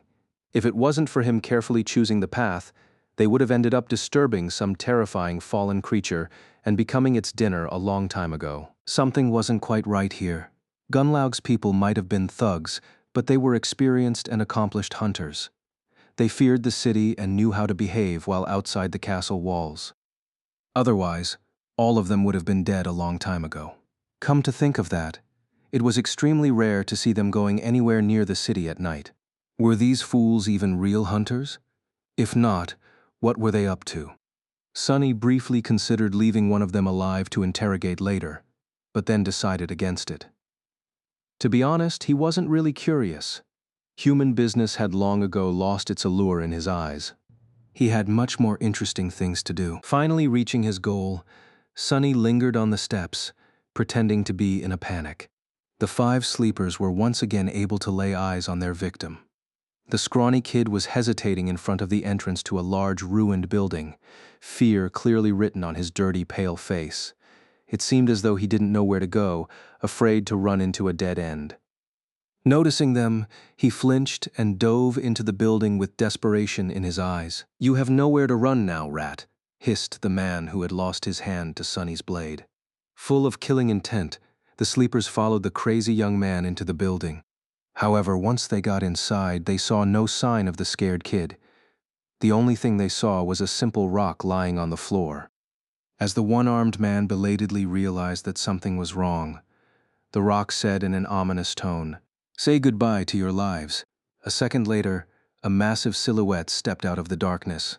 The man's eyes widened as the figure of a regal knight, clad in a menacing black armor, reflected in them. The creature was more than 2 meters tall, his Gothic armor forged from a lusterless anthracite steel.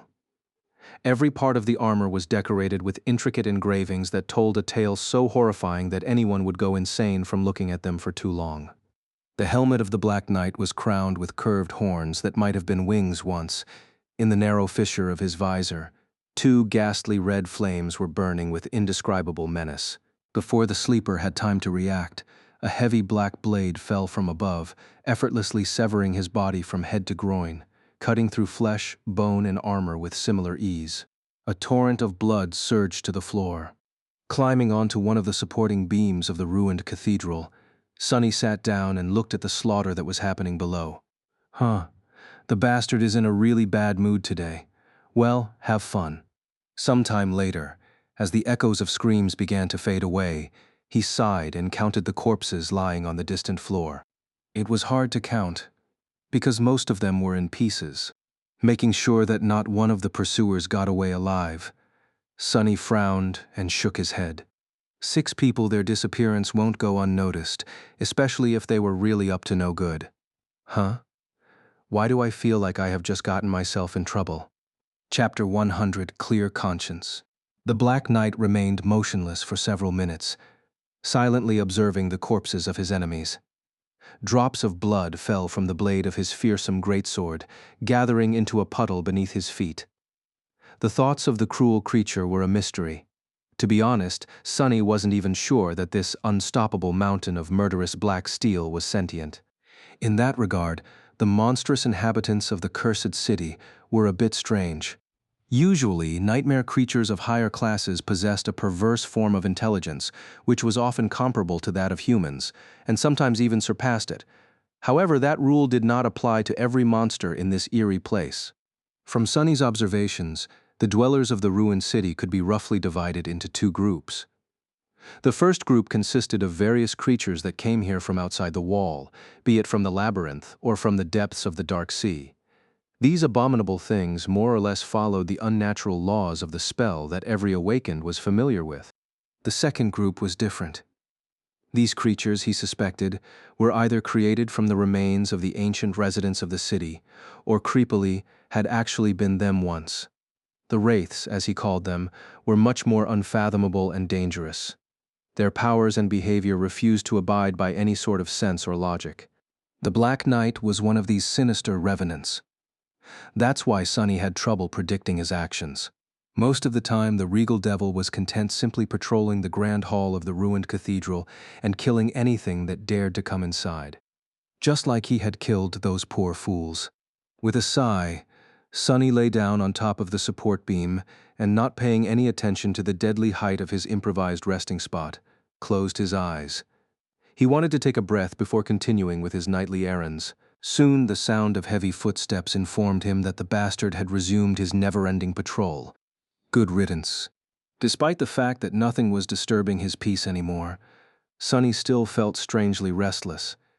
His inner voice was in the mood to chat. Sonny, aren't you forgetting something?" He frowned. What was there to forget? He was just catching his breath before going out again. He also had to wait for the right moment to scavenge through the possessions of these dead hunters. You just killed 6 people. Don't you feel guilty? Sonny was a little startled by this question. Curious, he listened to his emotions and came to the conclusion that no, he did not feel guilty at all. This was his 3rd time killing a human being. Granted, the first time happened inside a nightmare where people were supposed to be simple illusions. However, Sonny wasn't sure that he believed in this theory. The old slaver's anguish had felt awfully real to be just a figment of his imagination. The second time, well, he didn't want to think about that. That happened in the castle anyway, and that part of his life was over. The 3rd time was the cleanest of them all. Those thugs were going to rob and kill him anyway. Sonny had seen through their intentions long before pulling on the invisible string and sending their leader into the cold embrace of death.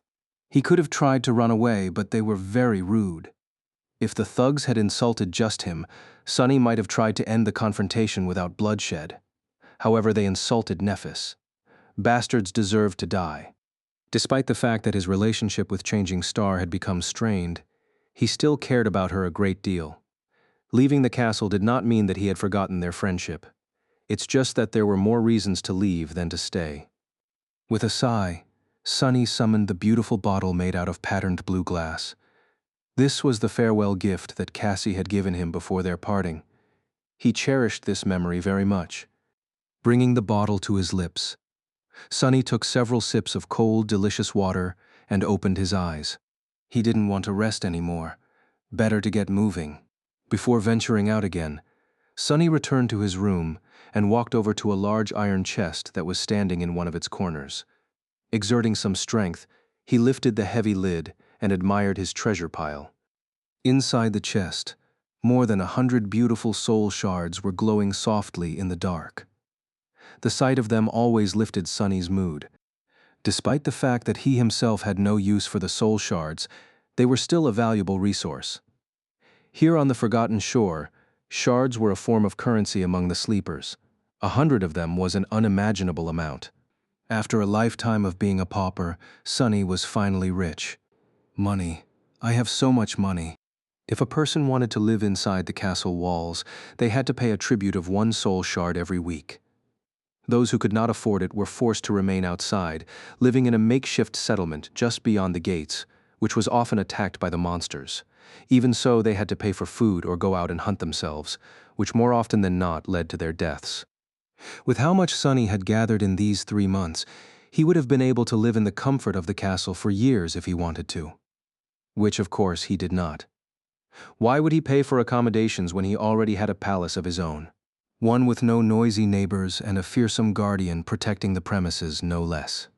Putting 2 new soul shards in the chest, Sonny glanced at his dragon hoard one last time and closed the lid with a satisfied smile.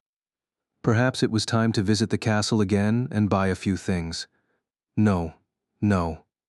He had already bought everything he needed the last time.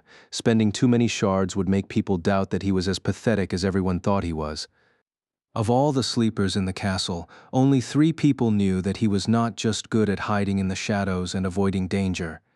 They were Nephis, Cassie, and Castor. That damn bastard,